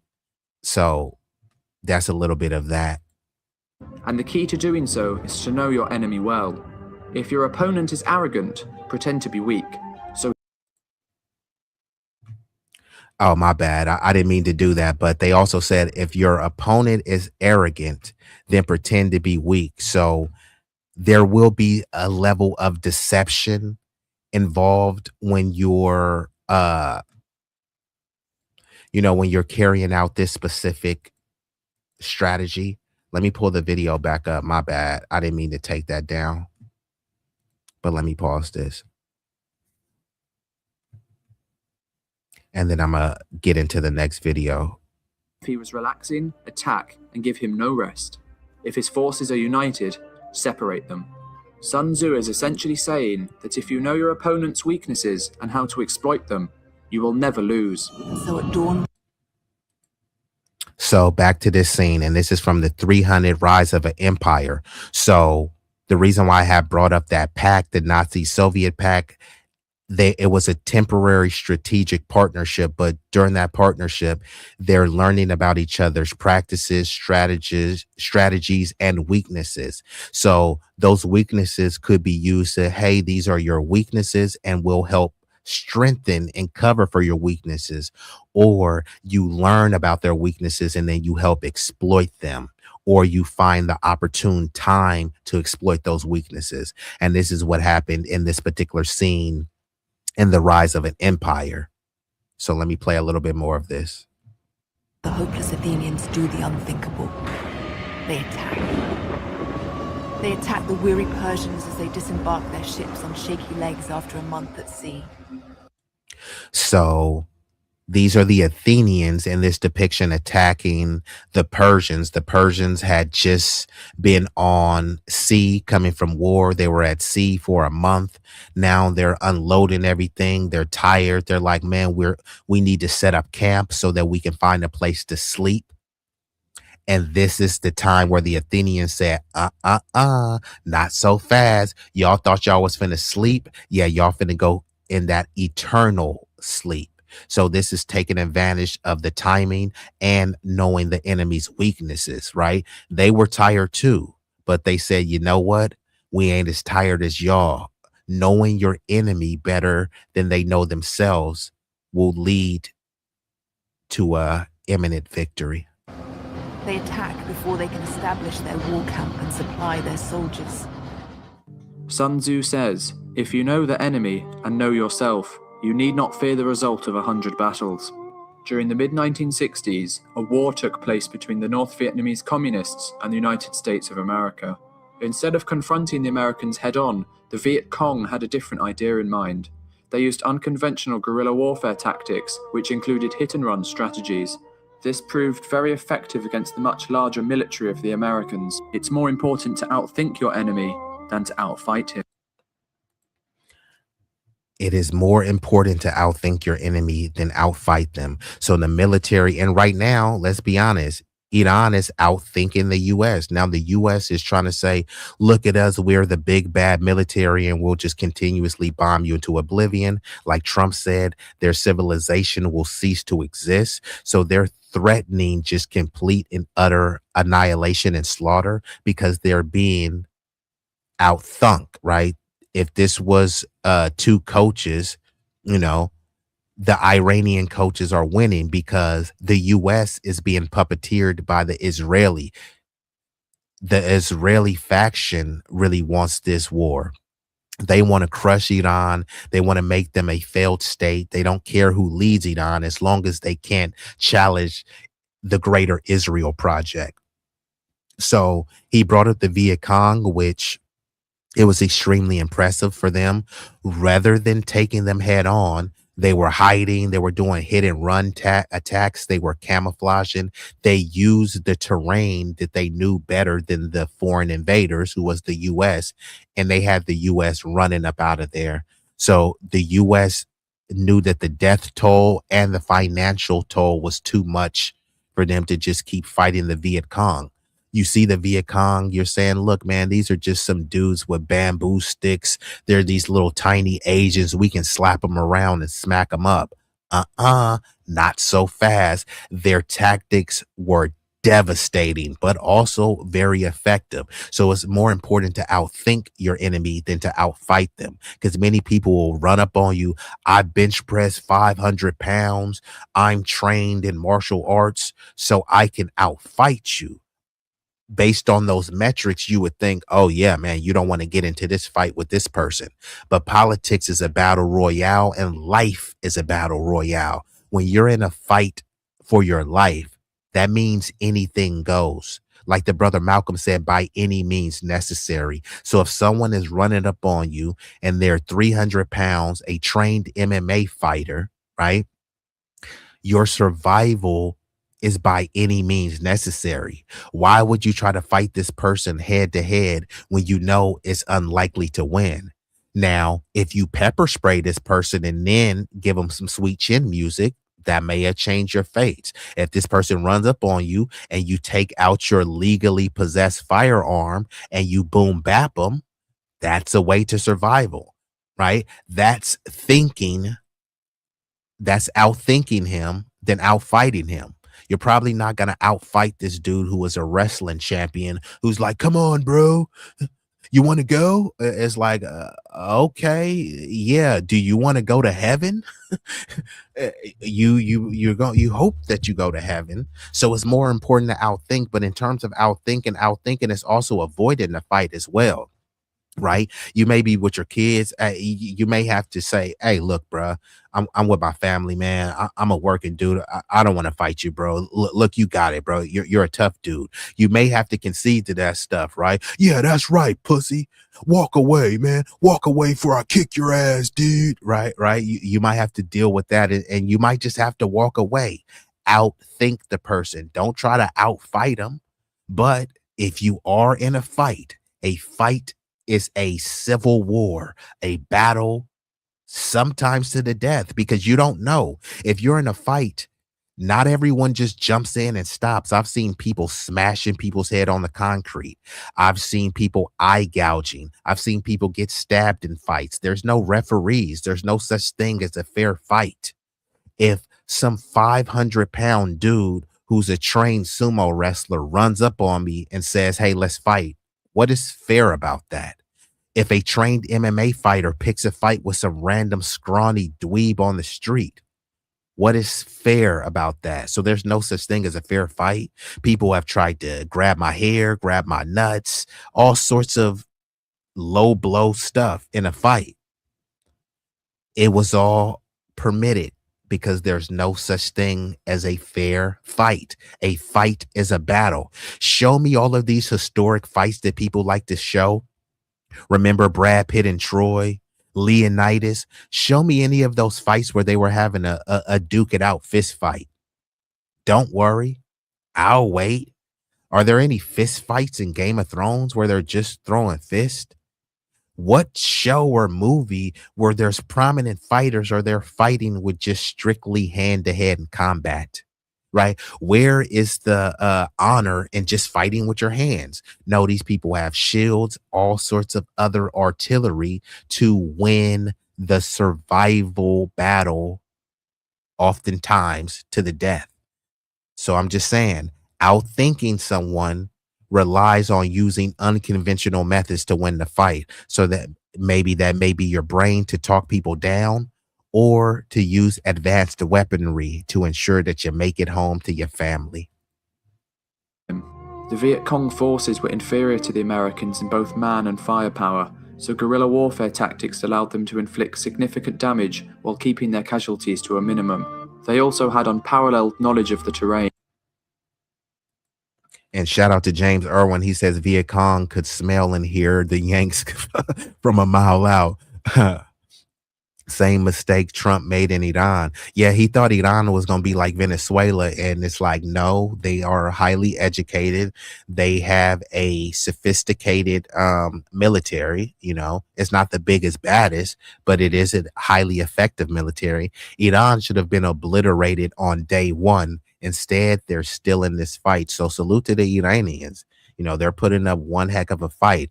They're going up against the greatest military power that ever existed, and their little homie too. So the Iran is getting jumped and they're still holding their own. It's quite impressive. You know what I mean? But if you see on the screen here, you see that the Viet Cong, they had a ventilation shaft. They had a concealed trap door. You know, they had raid shelters. So they were prepared. They had all sorts of underground networks, tunnels, traps, gadgets, and gas modes. So what the Viet Cong did to fight off the U.S. military apparatus was nothing short of spectacular. And obviously I'm America first. So, you know, I love my country, but, you know, us going to other countries with the U.S. imperialism, destabilizing and disenfranchisement of other countries, yeah, I don't condone or approve of that. But Ricky says that's why FBAs have survived so long through slavery, through mass incarceration, self-hate, all types of psychological warfare. And that's why you have so many other cultures try to blend in with us. Of course, because we are the cultural pulse, source, and the standard, which is why even when people hate us, they still want to mimic us. Things that I hate, I don't want anything to do with them. I don't want to mimic us. People will say they have fatigue of us, but they can't get enough of us, right? We don't own any of those XXX corn sites, but guess what? The most things that people want to see: a black Mandingo warrior beating the brakes off of some snow bunny cooch. I thought you had black fatigue, but you want to see black cock penetrating white vagina? Why is that? Y'all think rap music is so degenerate, but most of the concerts are filled with non-black people, right? So we're the cultural standard, you know what I mean?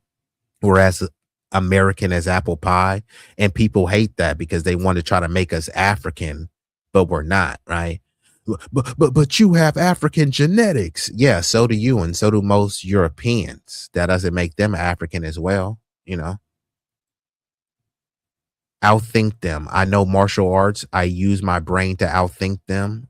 Give them a piece of cornbread. Yeah, give them a piece of cornbread, a butter biscuit. You know that might do it. But any serious martial arts teacher and trainer will tell you, yes, I'm teaching you how to effectively punish people, how to brutalize people. Right?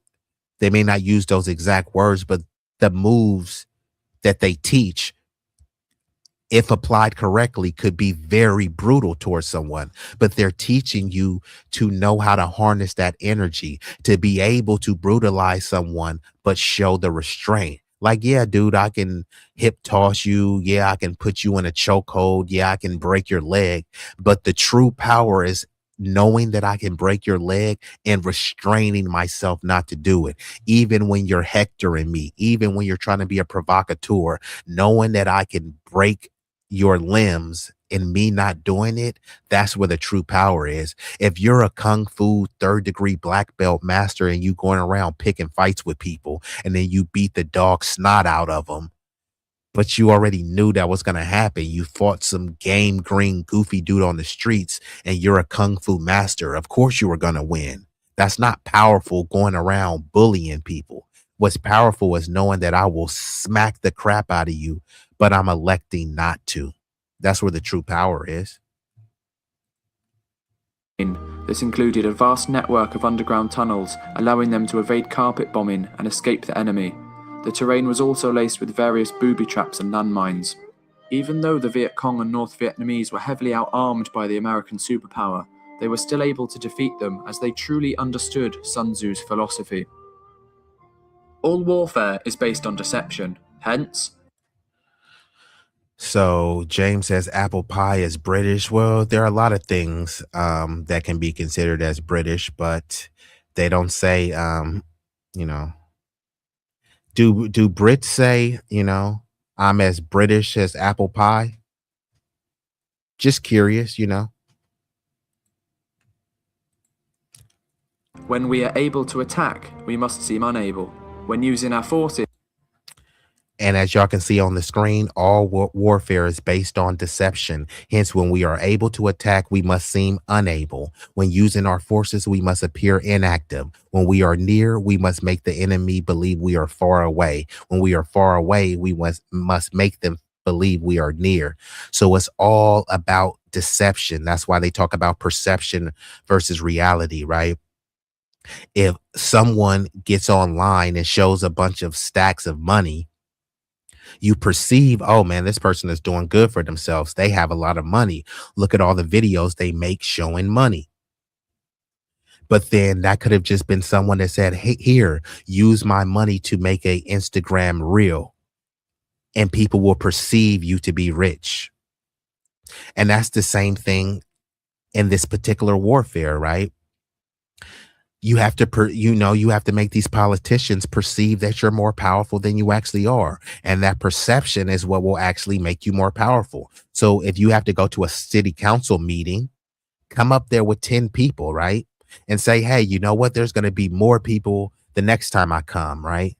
They'll perceive, you know what? If they brought 10 people this time, are they going to bring 20 people next time? You haven't proven that you're going to bring 10 people, but you haven't proven that you'll bring 20 people, but based on the perception of power that you brought 10 people, they'll assume that, hey, you know what? This person really does have the political chops to make these political demands or uproot our political campaign. So deception is a very important factor when it comes to all sorts of warfare, especially political warfare, right? So some people will do this all the time. All the politicians, I mean, look at the deception of Trump. Trump lied and said that there were going to be no new wars in the Middle East, right? He made you believe that he was something that he's not. So all warfare is based on deception. Same thing that people do in business, right? People deceive people to make their company seem more viable, more valuable than it is. And then based on that perception, based on that assumption, people start to buy into the company, and then the company actually does become valuable, does become viable. But it was based on deception. There's people too, when you're about to get into a fight, in your mind, you're afraid and you like, man, this person is finna whoop the snot out of me. But you have to be deceptive and say, come on, bro. You feel me? I'm ready to fight. And you have to psych yourself out to a way that they believe that, oh man, this person is really crazy. He really does want to fight me. So you pick and choose the circumstance and scenario to use when deception and deceit is going to be beneficial for you based on the situation or circumstance. Obviously, deceit and deception is a form of trickery, lies, manipulation. However, it could be the means and tools for survival.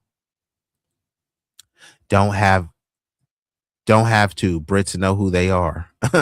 So now this sounds like a little bit shot, you know what I mean?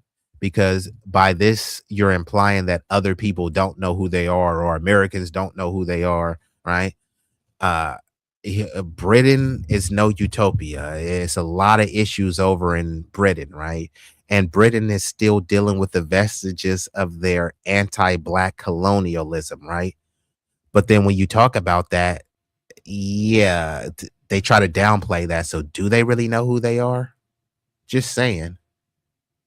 And a lot of Brits, why do they always come to America to get it popping? If Britain is so great, just go make Britain great again. Stay over there. What do you think is more brutal to white culture? That there will be a time when there will be a Wakanda, or there will be a time when FBA's united, come together and leave? Honestly, I'm not sure. What do you think is more brutal to white culture, knowing that there will come a time when there will be a Wakanda? Honestly, I can't answer this. I could speculate, but I don't know, because right now, I don't even know what's going on with the dubs. I really don't. Many of them are still talking about George Floyd and BLM when it's a bunch of elite white oligarchs that are ruining their life, and they're still talking about, what about Chicago? So I really don't have that much hope in terms of the transformative, radical, progressive thinking. I do hold out hope. It's just, I haven't seen anything to persuade me. It says, you still fighting the Civil War? I don't know, James, if you want to come up, because you leaving these kind of like sneaky, incomplete comments in the chat. So if you want to come up, then you can come up and stand on whatever you're talking about. One thing, if y'all gonna leave comments in the chat, make it clear and coherent, not just little tidbits that's up for speculation. I don't like to speculate. I like to be very clear on what you're saying, because everything I say is clear. I don't mince words. So you don't have to speculate what I'm saying. You say you still fighting a civil war. Who was you? Are you talking about me personally? Are you talking about America? Because this is poor wording. So if you say you, actually mean you. If you mean America, then actually say America. So James, I'm sure you can do better than this. If you want to come up, I'll drop the link. But otherwise, just leave more clarifying and coherent comments. We must appear inactive. When we are near, we must make the enemy believe we are far away. When far away, we must make him believe we are near. This philosophy can be seen in the World War II invasion of Normandy, known as D-Day. A wise king avoids war. Well, I don't think you can never truly avoid war, but you mitigate the chances of, you know, a civil war or some other type of war breaking out, because there's all sorts of warfare, you know. Politics is war, you know what I mean? It's just war without bloodshed. So I don't think a king could avoid war, but I think they can do things to mitigate civil unrest, civil wars, and to, you know, make the wars less detrimental to society, right? Because there's all sorts of tug of wars of people jockeying for power, resources, territory, geography, etc. So war is inevitable, but you want to mitigate how many wars and how much, you know, the war expenditures are really costing. The British created several fictional units of troops stationed in Scotland who were ready to invade Europe through its northern regions, in particular Scandinavia. They then used several misinformation techniques to persuade Hitler that 350,000 of these troops were primed to attack. Radio chatter in Scotland lit up with talks of these troops preparing for an overseas assault, and many of these transmissions were made easily interceptable. Allied spies who had been able to infiltrate the Germans reported these developments as well, reinforcing their legitimacy. These spies also took photographs of planes and tanks posed for invasion, but these were actually blow-up models in most cases. All this caused dozens of German divisions to go up to bogus locations and wait for an imaginary army to show up, whilst important battles were fought elsewhere. This method of dividing enemy forces was also employed to a greater extent on D-Day itself. Soviet forces kept around 1 million of the German forces busy on the Eastern Front, whilst the Allied invasion occurred on the Western Front. This tactic of dividing the enemy is one of Sun Tzu's key philosophies and allowed the Allies to achieve victory and eventually win the war.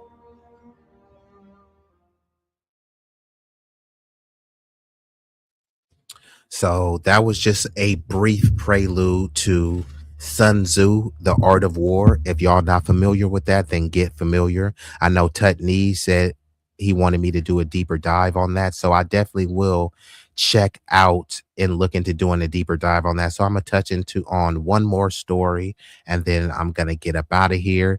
Depending on how the stream goes, I may come back later and hit y'all with a double header. I don't know, but just all depends on how this goes.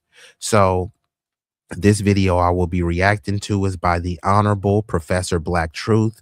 This video is titled "Using Our Voices to Shut Down the Bootlicks," and April is the new Black Media Appreciation Month. So like, share, comment, and subscribe. It won't cost you a fee. The likes are free. Now let's get into this video.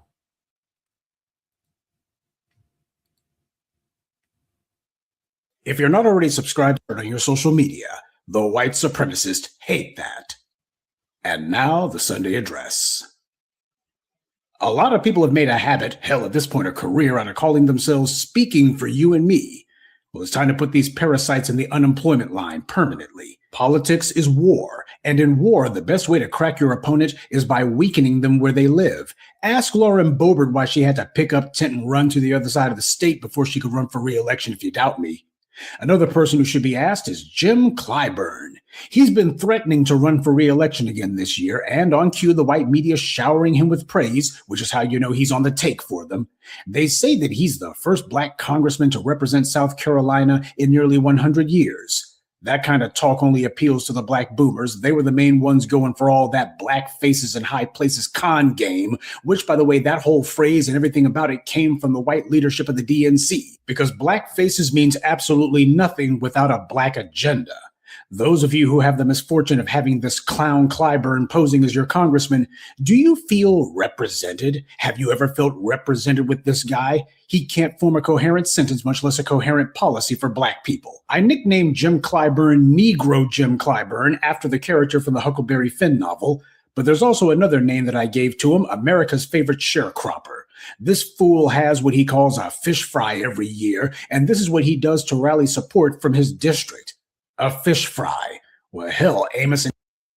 Yeah, and this has been working with what I call the brain dead, buck broken boule, and of course, the brain dead, brain rotted boomers, because all has been taken is for this Sambo Clyburn to go out there, who I'll call Jim Coonburn, All it took for him to go out there, do a little bit of shucking jiving, the Sambo shuffle, and give some fish out.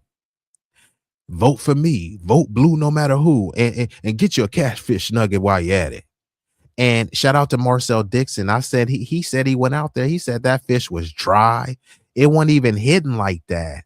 So the fish wasn't even hidden the way it was supposed to hit. So not only do you want me to vote blue no matter who, okay, fine. You want me to get some catfish nuggets and vote blue no matter who. At least have some moist, succulent, delicious fish. Instead, they got some dry, dehydrated catfish and still saying vote blue no matter who. Well, that's what the Democrats are, dry and dehydrated. But just like the Republicans, both detestable, both degenerate, and both disgusting parties, right? But why would you even vote for Jimbo Django the Sambo Coonburn? He's 85 years old. There's nothing that you love doing that you want to do until you're 85. If you love playing basketball, you don't want to be playing till you're 85. You like knitting sweaters? Do you want to be knitting them at 85? Right? You love salsa and merengue. Oh, do you love doing it at 85? But suddenly he wants to just keep running and running again and then pass the baton to his daughter. He hasn't done anything for black folks, but here, vote for him because he's a black face in a high place. But he's not going to do anything for you. He has done something for other groups, illegal immigrants, non-citizens, and Native Americans. He's done something for them. He knows that there's black, indigenous, native people. He hasn't helped get their tribes federally recognized. And the ones that are federally recognized, they don't get the same level of funding as these Lily W tribes who have been infiltrated, where now the chief of the tribe looks like Justin Bieber, right? He'll help those so-called native tribes, but where are they native to? They're Native Europeans, but no, they're Cherokee. Yeah, just like Elizabeth Warren is, right? Andy is alive and well in South Carolina. His district, by the way, is not surprisingly also one of the poorest in America. Jim Clyburn's district is one of the poorest in America, and what does he do? A fish fry every year. Well, when you have people who can literally be bought off for a plate of catfish nuggets, are these really people who should be respected by anyone? That might sound harsh, but at the end of the day, if you do not demand respect, you're not going to get it from anyone. The operative term there being demand. And that's the entire point of this evening address. Jim Clyburn thinks that one day he's going to be handing his congressional seat over to that Weasley daughter of his like some demented family heirloom. And he's certainly not alone. Whenever you look at the individuals who the white media tries to palm off as being black leaders, you notice that a disproportionate number of them love to have their family members and in-laws and their idiot cousins right in there with them. That's the little racket that people like him set up, or rather that the white powers that be allow him to have. All right, well, what's going to be done about these scumbags? How do you effect a sea change? Well, you don't do it by asking for permission, and you don't do it by asking nicely either. As Frederick Douglass said, power concedes nothing without a demand. And as Professor Black Truth said, in order to make a demand, there must be an or else at the end of that statement. To make a demand is only half an action, because with every demand of a necessity, there must be an or else. Because without the or else, you don't have a demand. All you have is angry begging. Now, for a lot of people, that happens to be a sticking point, mainly because if you're going to be setting up some sort of... And this is where people get lost with their demands. So they'll attempt to make a demand of the Democrats, but they don't have a consequence or else. It's like we making these demands for the Democrats, and the Democrats will say, yeah, we hear you, but we ain't giving you niggers anything, right? But you have no or else. You don't have a or else. Okay, fine. Then we ain't voting for you, or we going to actively vote against you. We're going to do a protest vote, or we're going to actively campaign against you. So as much as you get offended by them saying, shut up, nigger, vote blue no matter who, once you actually go in and vote blue no matter who, then why would they change? Now, the majority of people in the country don't vote. and the majority of black people don't vote. But of the black people that do vote, they overwhelmingly vote for the Democrats. And most of it is a bunch of old boomers and silent generation. However, there is a growing younger population that's interested in voting. However, they are pushing no tangibles, no vote. Hey, we'll vote for you, but it's quid pro quo. Our vote is contingent upon what you're offering. We don't want to hear about what you can't do, because all of the things they say they can't do, they turn around and do them for other groups. They say Bernie Sanders, reparations is not feasible, but suddenly they're proposing reparations for illegal immigrants. And no one is talking about how it's not feasible. No one is calling it divisive and saying that it's identity politics. They're talking about reparations for LGBT people, right? People are not really calling it divisive either. Now, there's some wackos and MAGA morons on the right, but they're just using it as a political football to get some clout and mileage out of it in terms of content, but they're not really doing anything against it. They put out active campaigns in legal lawfare against foundational Black Americans getting anything, specifically reparations or any tangible policy, you know what I mean, that was framed as some sort of race-based policy.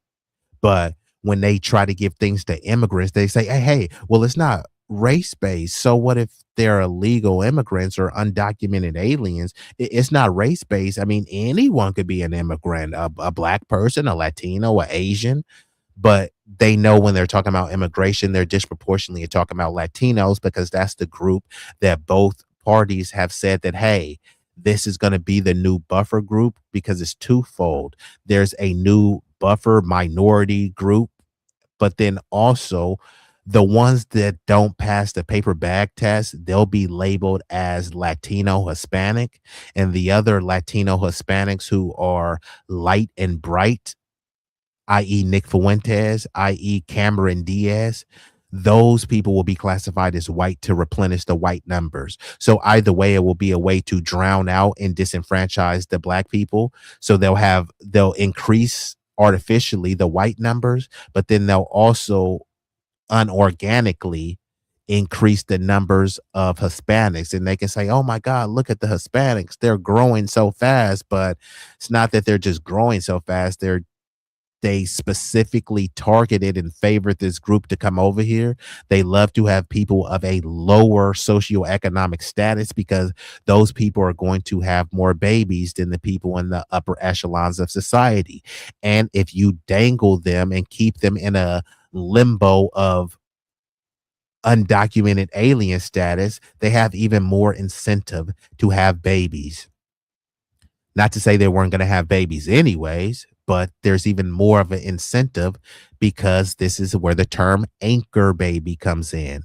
You have a kid or multiple kids, those kids anchor you here, because those kids automatically become citizens, and then people play on your heartstrings. You don't want to separate families, do you? So then it becomes that even if someone came here illegally, it becomes irrelevant, because they're not a citizen, but they have 3, 4, 5 beautiful kids who are citizens. So, about a pathway to citizenship, you know what I mean? So how would that stop illegal immigration? All people know is that, hey, I'll come here, I'll work under the table, I'll dodge ICE and whatever other agencies, and then eventually some political party will come in and try to do a mass amnesty for us. So this is what these people are banking on.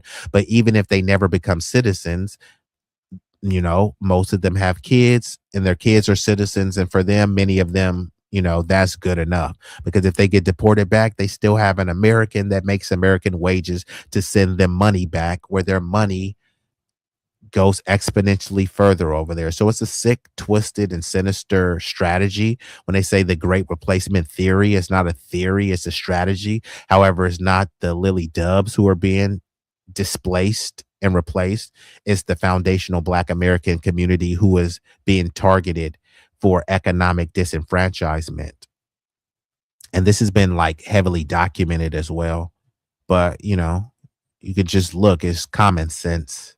Or else, well, that of a necessity requires that you be ready for confrontation. And a lot of people try to do anything that they can to avoid that. But more importantly, especially with a lot of black folks, it comes down to actually doing some pre-planning. You have to be prepared. You got to have your ducks in a row ahead of time. Too many black folks try to see if they can get by with minimal effort, try to see if they can just wing it. And when it comes to trying to overthrow oppression, that doesn't work. You're not going to overcome hundreds of years of oppression by accident. You have to be persistent, you have to be deliberate, and you have to be intentional if you want to make big changes actually happen. And a large part of that is we have to turn to each other. And people need to stop being gun shy about that one, because whenever you actually do the work of preparing ahead of time, when you do the work of making sure that you got your ducks in a row beforehand, believe it or not, going to black folks actually works more often than not. At the very least, you're going to actually have some people with you. You see, the white media and its black bootlicks, the ones who do shuck and jive media, these guys love to try to tell you that black folks can't be depended on for anything. Black folks can't be relied on for anything. And then at the same time, they're the very ones whining and complaining because black folks actually have done things they don't like. The chains of chattel slavery weren't broken because black folks couldn't be depended on to do anything. Setting up the black townships and the black Wall Streets, that didn't happen because black people couldn't be counted on to do anything.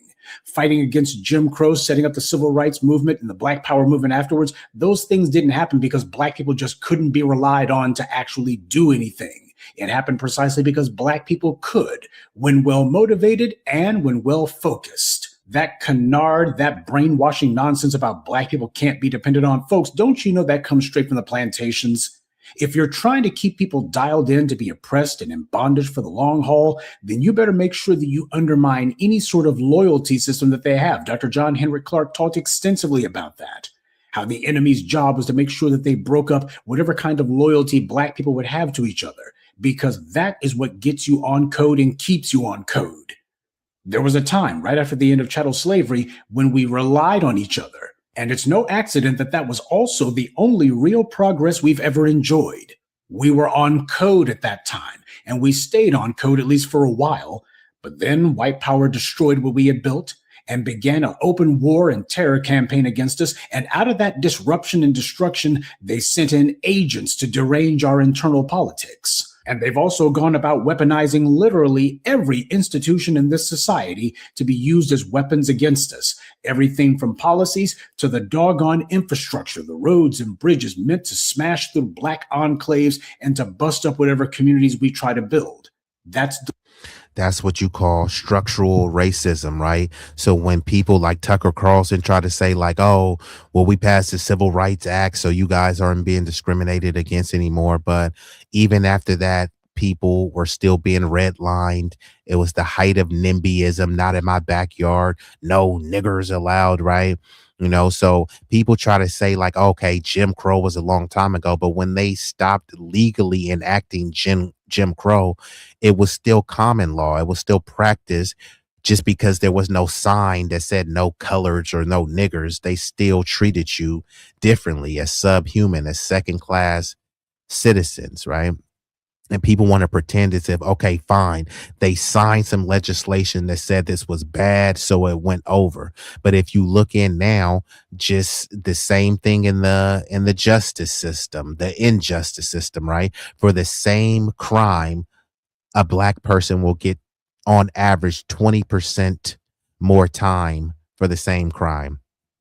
We're 5 times as likely to be locked up than our white counterparts from the same socioeconomic status, right? That's considered structural racism. It's not just you do the crime, you do the time. No, because it's been documented that when whites do the crime and blacks do the same crime, many whites get treatment, parole, no time at all, community service. But with the black people, oftentimes they've been told that you have to serve the mandatory minimum, right? Felonies are permanent, right? And people act like if someone has a felony is so bad, right? But Trump being, accused of having these felonies or committing felonious acts, whatever, he can still be president. But then if there's a felon that's trying to work at McDonald's or work at Walmart, you're like, oh, well, we don't know if we can trust him with money, but we can trust a felon in the White House. And if you're 30 years old, 40 years old, 50 years old, and you did a felony in your teens, it still follows you. And then people the felony is like a scarlet letter. Oh my God, this person is a felon, right? Bibi Netanyahu doesn't have a felony record, but guess what? He's presiding over a genocide. So who is really worse? A dude who has a felony drug conviction for selling drugs to a willing person. Somebody wanted to get high. This person wanted to make money from this person getting high. So he sold the drugs. Okay, fine. He got locked up. He's a felon, right? But no one died. No one was truly victimized. But because of that word, felon, you have to look at this person as scum of the earth. But what's worse, a felon that sold some drugs to a willing addict, or Bibi Netanyahu and the Western powers who dropped a bomb on a little girl school in Iran and slaughtered over 100 little girls? Which one is really worse? Someone who's not classified as a felon slaughtering hundreds of girls, or someone who's classified as a felon selling some weed to somebody that want to get high? Which one is worse? You've been convinced that because someone has a felon next to their name, they're the worst thing ever. Meanwhile, people will praise someone that's slaughtering defenseless people. Deliberate. What we needed was to be left alone, for white power to stop attacking us. But their agents that they sent amongst us convinced us that what we really needed was to be closer to Massa, and that this took the form of gaining white approval, not acceptance, mind. Oh, damn! Dr. Brett, wait a minute. I know you. Wait a minute.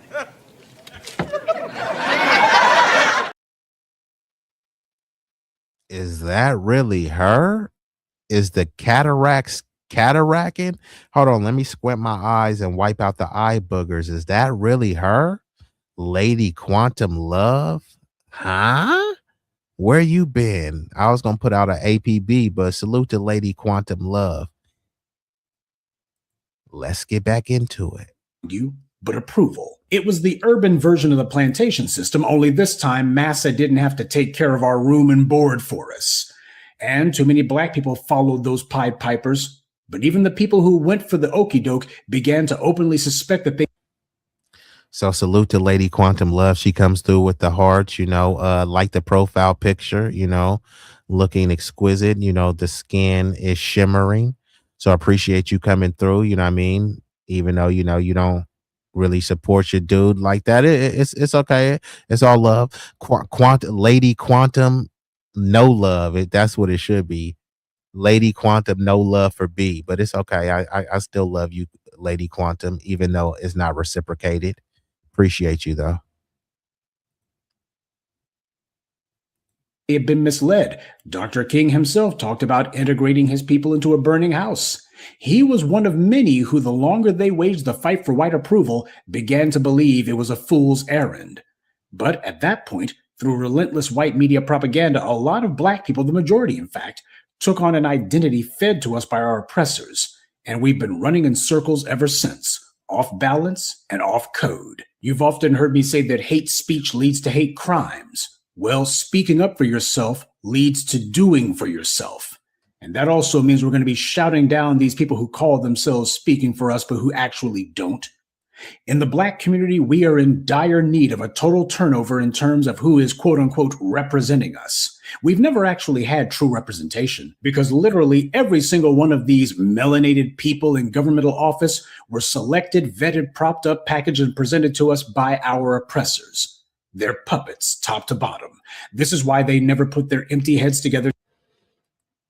So, Didi, you coming in with the misrepresentation. No one actually said that MLK believed that the civil rights movement was a bad idea. However, he did say that he believed that integration was a bad idea, and it actually was. He said he felt that he was integrating his people into a burning building. You should know this, Didi, right? You're a experienced, mature man, right? So you should already know this. And the issue with the civil rights is the civil rights, we were fighting for everyone, a universal policy, a rising tide lift all boats. But The specific legislations and things that were being passed were targeted and supposed to be for us.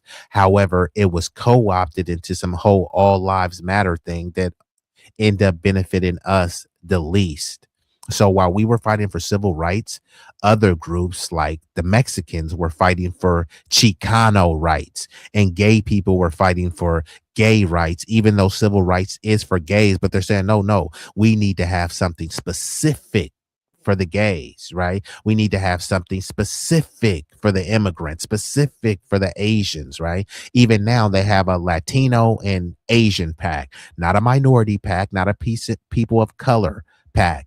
So yes, integration was a bad idea because all it did was abdicate many of the responsibilities that Black people had in terms of owning their own infrastructure, like their bus companies and things like that.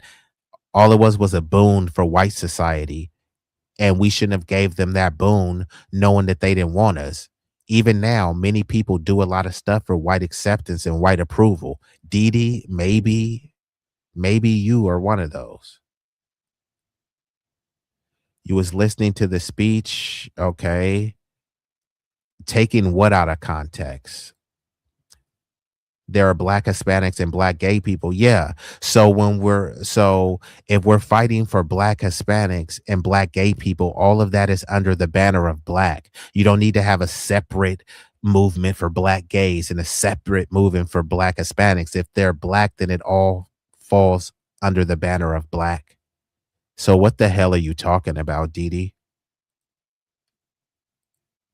To use their numbers to get anything done, not even for themselves. You have an entire congressional Black caucus, and they're completely and thoroughly useless. They are not and have never actually said we're going to be voting as a block and bring things to a halt to get things that are needed for the Black community. They don't do that. Everybody else decides they're going to put their heads together, and the only thing the congressional Black caucus does is put their mouths together to kiss Massa's rump. But then again, what do you... And I'm so sick of the congressional slack caucus. Most of them are immigrants, and I wouldn't care about that, but then that's what they cape for. Non-Black issues and immigrants first. So why would I champion them? You got tap dancers like Roly-Poly Rotund Martin talking about the congressional caucus could be wiped out. So what? Let them get wiped out. Because what is the point of having these Black faces in high places if they're not going to do anything? They don't even say the word Black anymore. They always talk about marginalized groups, minorities, people of color. Like, who the hell are you talking about? Why are you guys called the Congressional Black Caucus, but you can barely say Black? And the only times they say Black is they say, look at what Black people went through. Black this, Black that. And that's why we have to help non-citizens. Huh? That doesn't help Black people. Integration was not a bad idea, and MLK never once had second thoughts on integration. His sentiment was that maybe we should have been fighting for political positions. King was a shy man. Come on, Dee, bro. Like, I get it that you're a Democratic shield, but you just got to stop with the lies, bro. Stop with the pathetic whitewashing of history. If you want to vote blue no matter who, and you want to be a Democrat shield, fine, but don't try to pretend. At one point, MLK was doing a lot of Democrat shilling. However, he was standing on business, at least what he thought he was doing for the community. Once he stopped his Democrat shilling, he started talking about the troubles and the detriments of integration. He also started talking about reparations as well. And then that's when he got assassinated. And you're saying integration wasn't a bad idea. How was it a good idea? How is it a good idea to take some poor Black kids and integrate them into a school with some kids who've been given a silver spoon? So these kids can be ridiculed, so the self-hate can be magnified. No, we didn't need to integrate. Right now, is there true integration? No, it's segregation. So why are you trying to pretend as if there's some level of integration? Or we were integrated economically, our dollars were integrated. We weren't socially integrated. Right now, there's places that are more segregated than the height of Jim Crow. You call that integration? Right now, most people live in a neighborhood that's mostly their ethnic group. That's not integration. That's the illusion of inclusion. But people like Didi have bought into this stuff. And now you see why we're in this party, in this political stuff, because people like Didi vote in blue no matter who. But he says King was never a shield for any political party. He was a liberal, but he never endorsed a political party. Yes, he was a shield for the Democrats, which is why some people call him a useful idiot. Now, you can say that he wasn't shilling per se for the party, but everybody he was hanging around was Democrat. All of the allegiances that he was building were Democratic. Not all of them, but many of them. But yeah, and I'm not trying to denigrate it. I think MLK, is a legendary figure. However, I didn't agree with some of that liberal lunacy that he was preaching. But in his later years, when he spoke out against integration and he spoke up for reparations, that I do believe in. And you said the Democrats were conservative in the 60s.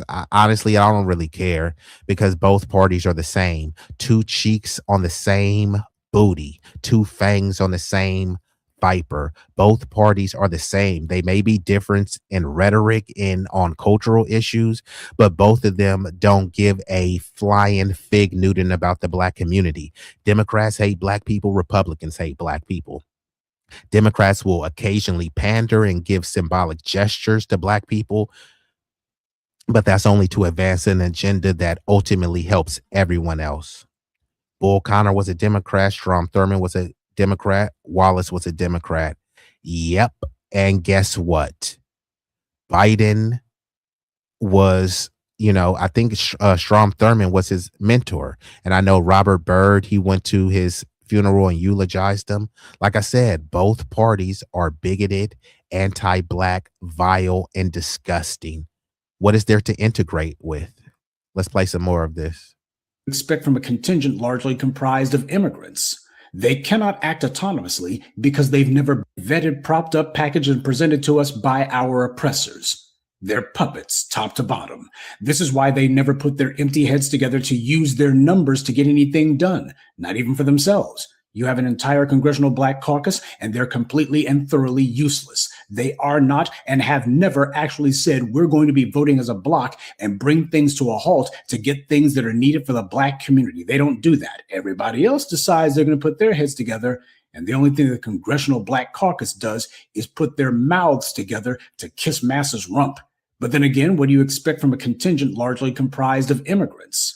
They cannot act autonomously because they've never been independent. It's not enough for these creeps to receive the occasional pot shot from a Twitter tweet online. What needs to happen is people are going to have to actually put them on the spot. We've already begun the process of disciplining our vote to make sure that we're not sitting here just throwing it at people who don't.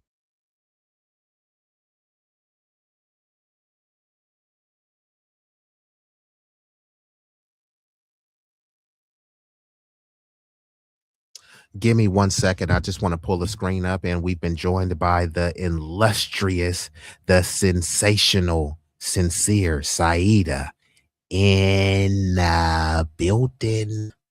So hold on. Let me pull something up, because Didi, shout out to Didi. Didi has an awful lot to say in the chat.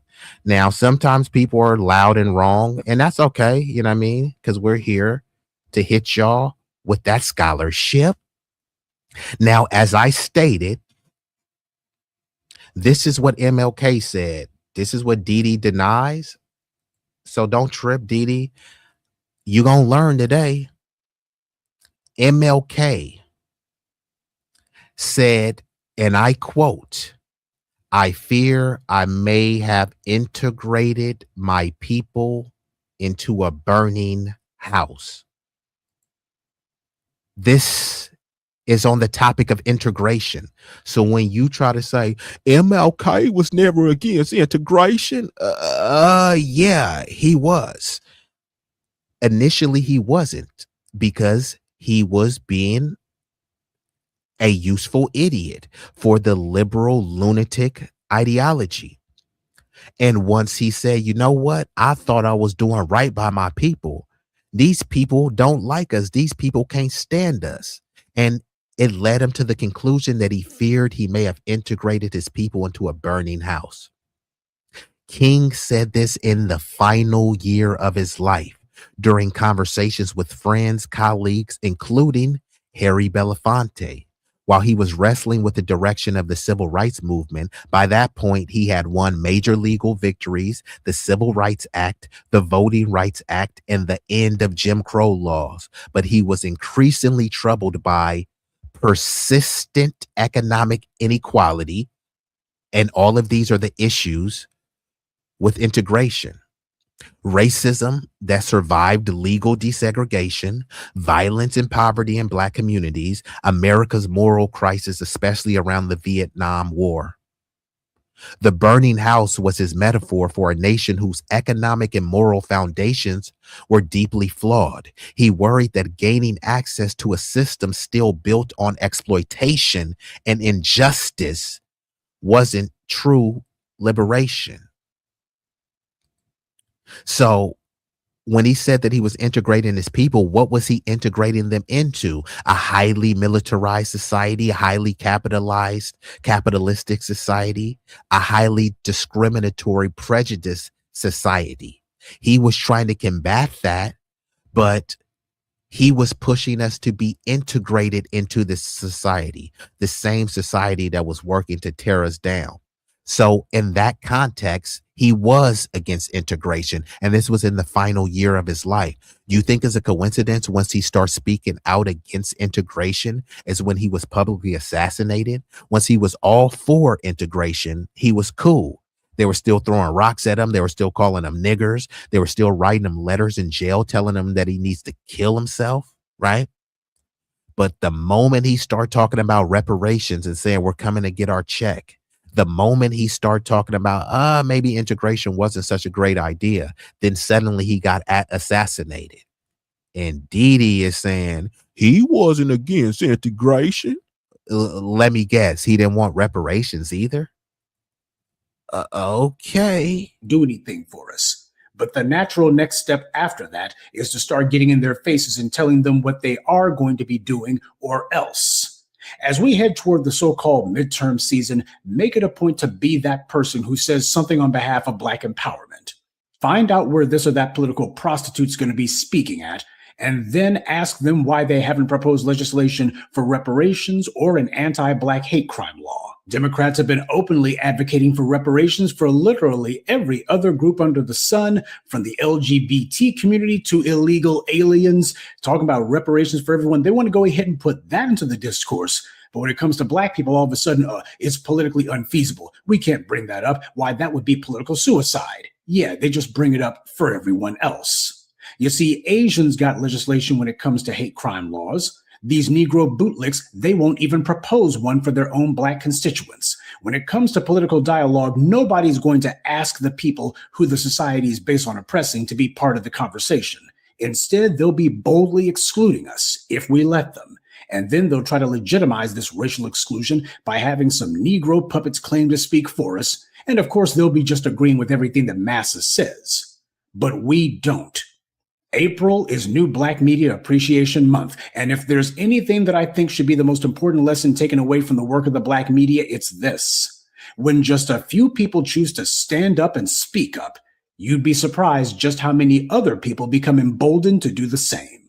It's often been said the most powerful tool an oppressor has is the mind of the oppressed, and the first part of placing mental chains on someone is to convince them that they're all alone, that they're isolated. That way you think to yourself, well, it's just me. Whatever I'm thinking, I'm the only one. It's just you against the system massa put together. And sure, the oppressors, at least the ones who are leading it, happen to be a minority in comparison to those that they're oppressing. But there's still more of them than there are of just the one of you. But there's something that oppressors understand that too many of the oppressed don't. Uprisings and rebellions, they don't start with the masses. They come from a valiant few. A handful. It's always been this way. The oppressors know this, but they don't know who the troublemaker is going to be. So they carpet bomb the minds of the oppressed with all kinds of defeatist propaganda. Why?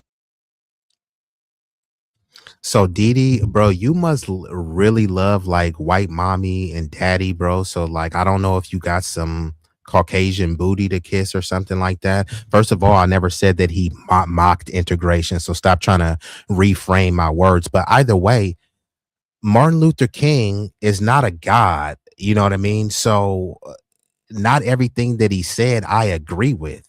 So we don't need to look at Martin Luther King. He was one man, part of the community. Actually, I didn't use the word mock. I said that he was against it, right? But whether I use the word mocked or not, either way, clearly you love integration so much, but you can't really say how it helped. How did integration help you, right? Maybe that you found a Karen that you were able to, go eat falafels with or something like that. But how did integration like truly help you? And shout out to my boo, what it did do. Okay, well then let me know, Didi, because clearly, you love white mommy and daddy. So tell me so much about what white mommy and daddy did for you. And you're not truly integrated when there's redlining, right? So maybe you were the token Negro that lived in a neighborhood, but other people were being redlined. This is an integration. Like Didi, bruh, like, come on, Didi. Did you take the slow bus to school? Because, bro, I asked you about integration and you're talking about you married a black woman. You marrying a black woman isn't integration. Your son is a black history professor. So salute to you for marrying a beautiful black queen, and salute to your black history professor. I wish him the best in life, and hopefully he has a prolific career as a professor. That's a prestigious position. And I hope your family continues to thrive. You marrying a black woman and having a black kid is not integration. Maybe you don't know the definition of integration, but that's not what it is. I asked you what the benefits of integration was. You telling me the benefits of segregation, right? If you were integrated, maybe you would have been, with and hold on, we've been joined by some loser. So hold on. We've been joined.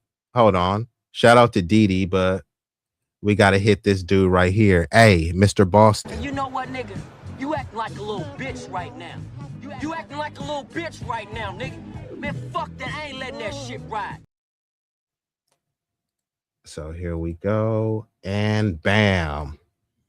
So been joined by a non-illustrious loser, Mr. Boston. And Mr. Boston, you can go over there and continuously whack off in the corner to Batman's voice because you're a faceless troll. No one knows you. No one cares about you. And you live a miserable existence.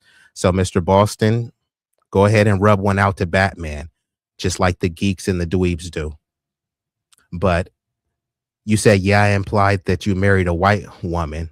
No, I implied that you may have had some intercourse with a white woman at some point in your life. Do you deny that? I never even mentioned the word married at all. So, bro, don't try to get triggered now, bro. If you like to play in the snow, it's fine, Didi. It's okay. But you marrying a black woman, which is a beautiful thing. I'm a promoter of black love. Marrying a black woman and having a black son is not integration. That would be a product of segregation because you would have had to stick with your own. So you stuck with your own and you're trying to reframe that as integration. Are you serious? Yeah, I get it. You're triggered. You're triggered and you're also babbling incoherently because you don't know what the definition of integration is. But salute to your black family who's not integrated. Hey, my boo, they tested me. They tested my patience. I'm trying to be very cordial and civilized, but when you're dealing with certain levels of imbecility, it's quite hard. Yeah, you're not framing anything. You're just redefining things. And if you're trying to redefining things, that's inaccurate and it's intellectually irresponsible.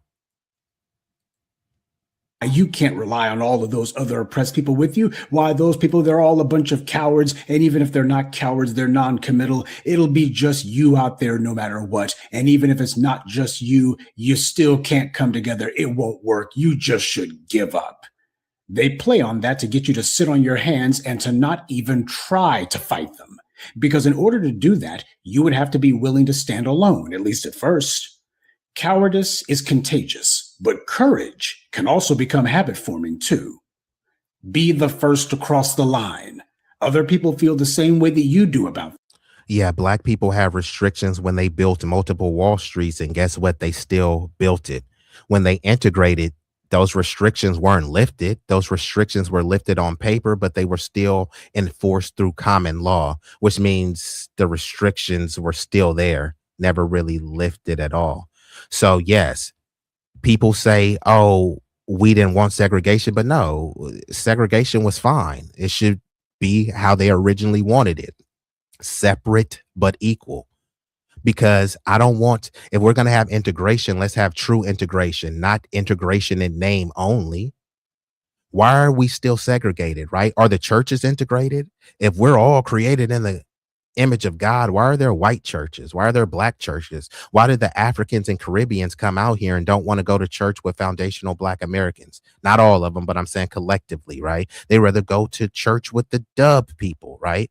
Why are there Asian churches? And I've been to an Asian ceremony. It was filled with all Asians, not a black person in sight, but we're all created in the image of God, right? Why aren't the churches integrated? Why aren't these neighborhoods integrated? Why is there a Chinatown? Do you think Chinatown is integrated? Is Koreatown integrated? When they have these Little Mexico and Little Havana, are those towns integrated, or are they segregated enclaves based on racial and ethnic groups?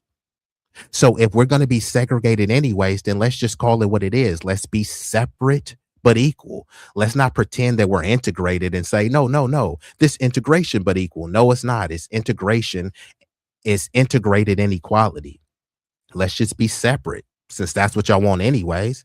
What are the whole redlining and the NIMBYs about? There goes the neighborhood. You know, we don't want no blacks allowed because it's going to lower our property value.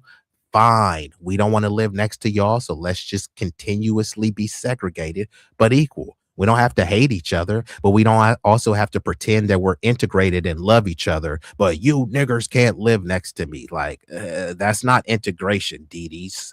Hate to break it to you. Things. They want to speak up, but like most people, they want to wait to see if somebody else is going to show some courage first. At the local level, change starts with people who decide to start speaking against established power. See, the enemy runs this playbook against us whenever they can. The enemy starts off by murmuring against us, running their mouths against us.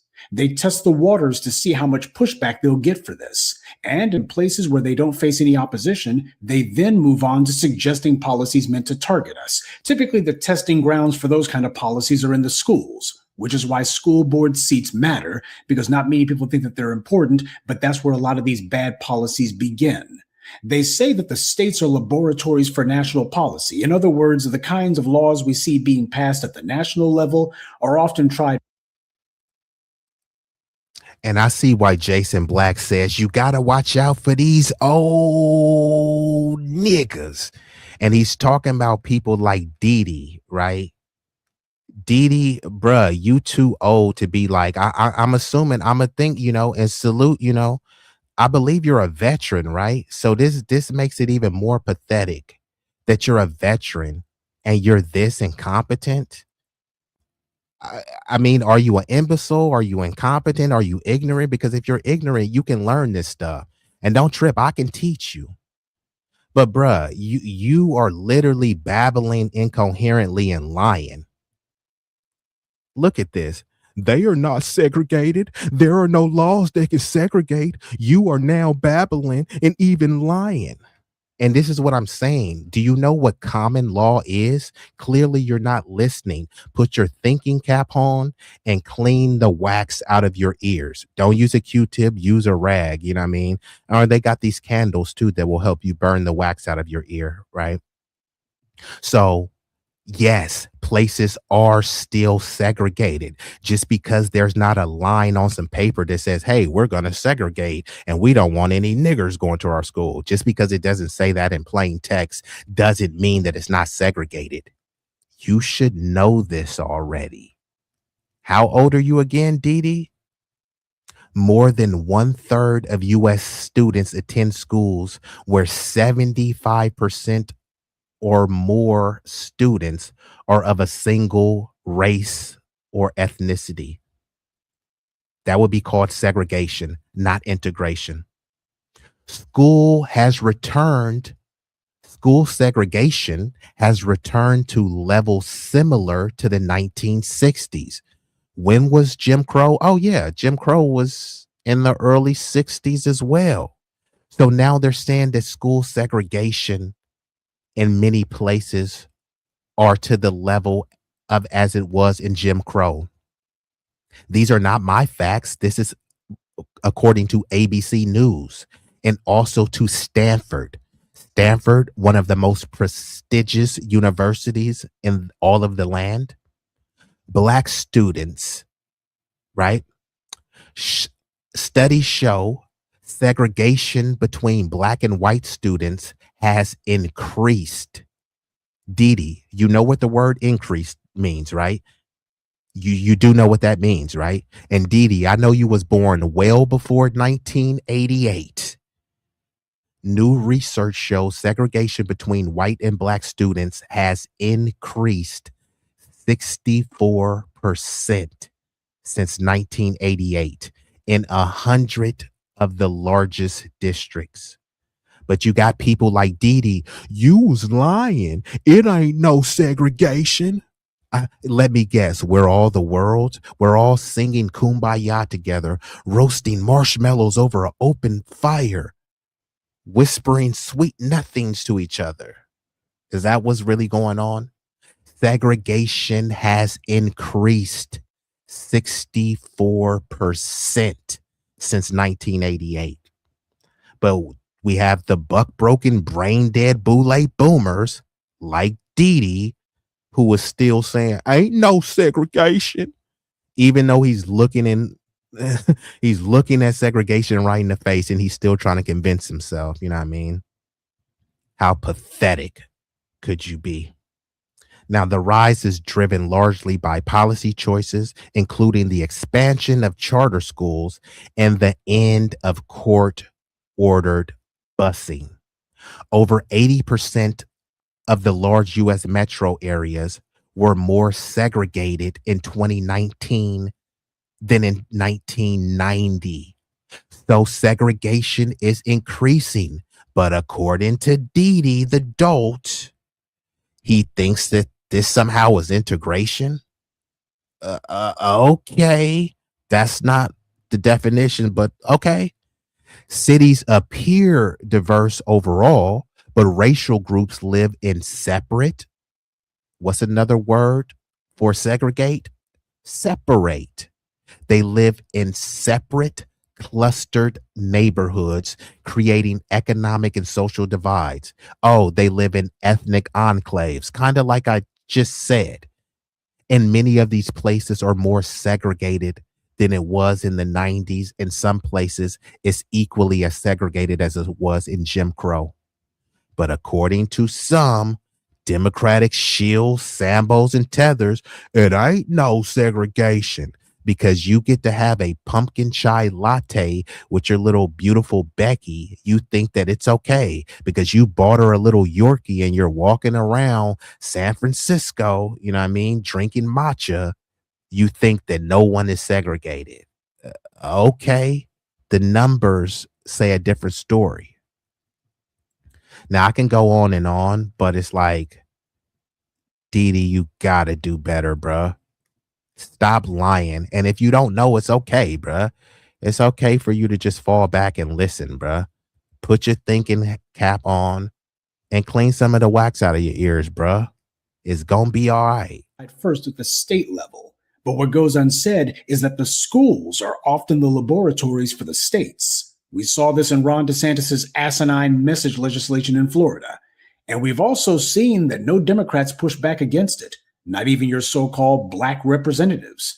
And that's what it's like in the red states. But in the blue states, it's even worse. In California, you had the Black Assembly Caucus laughing and smiling in the faces of their own furious black constituents and mocking them as they celebrated voting down legislation on reparations. This is what they did in what's supposed to be the bluest, most liberal state in America.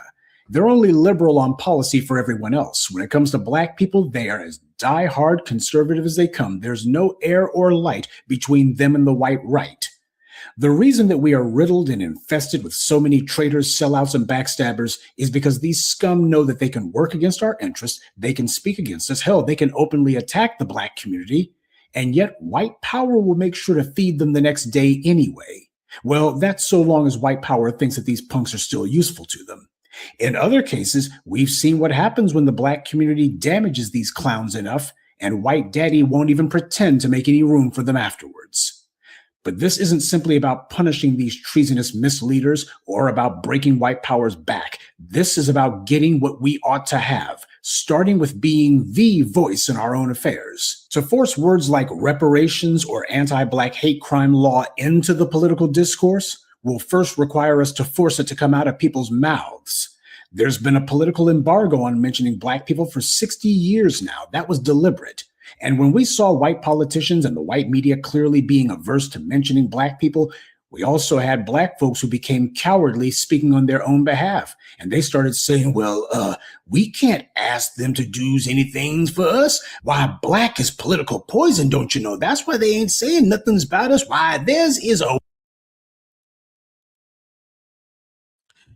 And I'm going to get ready to shut it down pretty soon, but salute to y'all. If y'all want me to, I may come back and hit y'all with a double header. But like I said, we have to hit the scholarship because we got some of these old niggas like Didi in the chat leaving comments like this. Black Wall Street wasn't a Wall Street at all, was it? Well, Wall Street is where the stock exchange is and where there were no black companies on the stock market before integration. It's like, okay, Didi, like what point are you trying to make? When people talk about Black Wall Street, nobody is saying that it was the official Wall Street in New York. And when they say Black Wall Street, there were actually multiple ones. But let's talk about the actual Wall Street, right? Wall Street was built by enslaved foundationals. Enslaved people constructed the actual wall that gave Wall Street its name. So when we say we built the country and that we're foundational, the reason why Wall Street is called Wall Street is because my ancestors built the wall and they said, hey, look, these niggas built a wall. Let's call it Wall Street, right? Also, we built roads like Broadway, the Bowery, municipal buildings, and even Governor's Island was built with enslaved labor. So this is what we mean when we say we built this thing from the Ruta to the Tuta, right? The first official slave market on Wall Street opened in 1711. So when people talk about the actual Wall Street and what was traded and how people invested in stocks, guess what the most prized possessive stock would have been? You guessed it. Roughly 7,000 enslaved people were sold directly into New York City. About 40% of New York households owned enslaved people in the early 1700s. And this was in New York. Last time I checked, New York is not down south. So they always try to talk about the Jim Crow South. What about the Jim Crow North? A plaque still stands at the site today, acknowledging this history. Human beings were the first major commodity on Wall Street. The slave market wasn't just a place of sale, it was a financial hub. Enslaved people were rented, auctioned, and used as collateral for loans. Banks and traders developed early financial instruments based on enslaved bodies. This included mortgages on enslaved people and securitized slave bonds, precursors to modern financial products, right? So when you talk about Wall Street, you can't talk about Wall Street without also talking about foundationals. And when they talk about the Black Wall Street in Tulsa, that was only one of them. Some say it in a singular fashion, but it should be said in a pluralized fashion. it was Black Wall Streets. There were other places, Slocum, Ocoee, Florida, Wilmington, North Carolina, Rosewood. So there was a lot of other places where there were thriving Black enclaves, which would be affectionately called a Black Wall Street, built by freedmen and formerly enslaved people.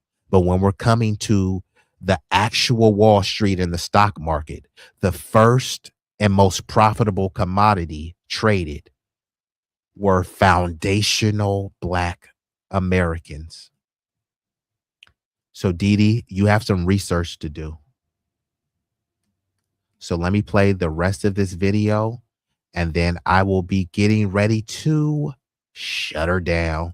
I appreciate y'all, everyone who slid through. Y'all could have been anywhere in the world.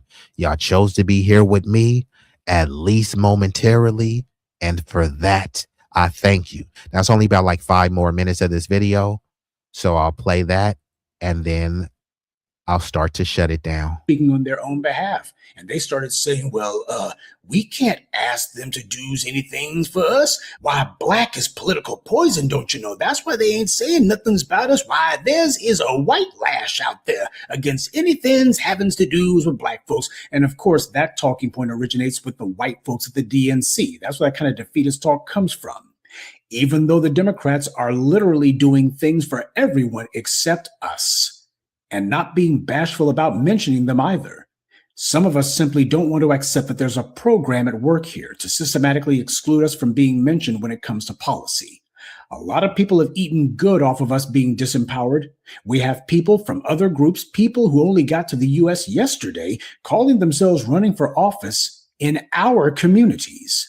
And who do you think is bankrolling these candidates? People who think to themselves when they look at black communities, well, these guys are poor and impoverished, and they're also demoralized, so it'll be very easy for us to just run in these places, and we can go ahead and knock off these seats, and then we'll be using those positions to make sure that there are resources and policies for everyone except for them.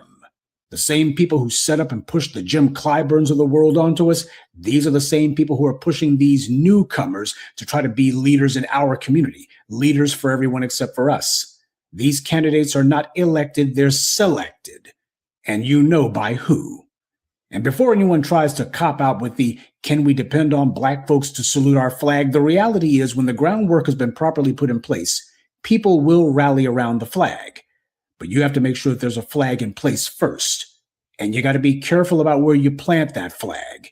I told you about how back in the 60s, Roger Ailes, when he was masterminding Richard Nixon's TV offensive, he decided that he would confine Nixon only to friendly venues, mostly town halls where Ailes himself could choose who would be in the audience, and that his candidate wouldn't get any tough questions. He wouldn't get put on the spot. Well, the Democrats have been running the exact same playbook, especially these Negro misleaders, or these people with question marks over their heads, such as Kamala Harris. But you know, none of these bought and paid for set up phony town halls or barbershop chats are going to take the place of black folks who actually get in there and ask the tough questions. They will never have anything that actually is more powerful than that. People recognize when they have some staged phony performance put up in front of them, as opposed to when somebody who actually has something to say gets to the mic. That's the power we've got, and it's way past time we started using it. Getting people comfortable with talking back to the very house Negroes massa conditioned us not to talk back to, that takes nerve. But we've already demonstrated on more than one occasion that we've got that. We have the nerve, we also have the backbone and the muscle to be able to stand up for ourselves and speak up for ourselves. That's where this goes next. Start putting people on the hot seat. Start making it where it's cool again to question these bootlicks. Everybody wants to, but they haven't seen enough examples of it. And that's where the black grassroots comes in. The enemy likes to send its shills, plants, bootlicks, and suck-ups into our comment sections, into our videos, wherever they see black folks who are getting together for some sort of live stream or group chat. In come these DNC plants. These people aren't just showing up randomly. Every election cycle is the same old thing. Well, now it's time to show these old blue dogs some new tricks. And number one is that we're not going to be the ones rolling over. They are. They're going to be rolling over and getting the hell out of our way. The absolute best way to demonstrate forcefully that there's been a clean break between the bootlicking and the kowtowing that prior generations have done to the black misleadership class is to show that there's black folks who have finally had enough of these guys, who are putting them on the spot, not for the white right, not for the white left, and not for the white middle, but for the black grassroots. And rest assured, the same white media that's tried to condition you to think that you're out there by yourself and that nobody else is going to actually be picking up on it, they'll be the exact same ones who immediately start writing hit pieces and broadcasting segments on TV saying, look at all these lunatics, this is horrible, oh my God, this is the out-of-control fringe, mind you. The exact same way that people like Joy Reid tried to take reparations and claim that anyone talking about reparations, they're Russian bots. Expect them to run the exact same playbook when it comes to black folks getting in the faces of these black misleaders and putting them on the spot about policies relevant to us. They'll be saying that, well, I don't know if it's Russian bots, but it's got to be somebody. Clearly, this is not the black community, mind you. Yeah, they tried that playbook right up until it failed. Black people speaking up for themselves, that scares them. And it's because history has shown that when we speak up, we always get the last word. Good evening, and be one. So that was the legendary Professor Black Truth. That was his video right there. I do want to just play a little bit of this one, and then we're going to be up out of here. I may do a whole breakdown of this video, but I'm going to just play a little bit of it. And more, they're coming to see them, because before the people of the North were looking to the South and they supported the struggles of the South. Now they're coming to see that their problems are very real and they've got organized to grapple with them. Was there something hypocritical about the fact that the South existed and the North could point the finger? And then when the Civil Rights Acts were passed in the early 60s, you couldn't point the finger anymore? Well, there was no doubt about the hypocrisy of large segments of the nation on the whole question of racial equality. I think the best example is that many of the senators from the North and the West, and congressmen generally, who voted for civil rights legislation in 64 and even 65 with the Voting Rights Bill, refused last year to vote for civil rights legislation because it dealt with an issue applicable to the North, the whole housing question. And this, it seems to me, was the greatest expression of the hypocrisy of many of our citizens and many of the senators and congressmen of the North. But isn't that part of the dilemma now? That people knew that Negroes were being denied what was guaranteed to them by the Constitution, by the fact that they were citizens of this country. Then when they were given those rights, do you feel the white community said, well, we've given them all that we have, now it's up to them? Well, I think the dilemma is much deeper, and I think one during this period of transition has to be very honest with America. And honesty impels me to admit that America has broad racist elements still alive. Racism is still existing in American society in many areas of the society, North and South. And the other thing is that there has never been a single, solid, determined commitment of large segments of white America on the whole question of racial equality. I think we have to see that vacillation has always existed, ambivalence has always existed, and this to me is the so-called white backlash. It's merely a new name for an old phenomenon. I see the white backlash as a continuation of the same ambivalence and vacillation of white America on the whole question of racial justice that has existed since the founding of our nation. I think the other thing that we must see at this time is that many of the people who supported us in Selma, in Birmingham, were really outraged about the extremist behavior toward Negroes. But they were not at that moment, and they are not now, committed to genuine equality for Negroes. It's much easier to integrate a lunch counter than it is to guarantee an annual income, for instance, to get rid of poverty for Negroes and all poor people. It's much easier to.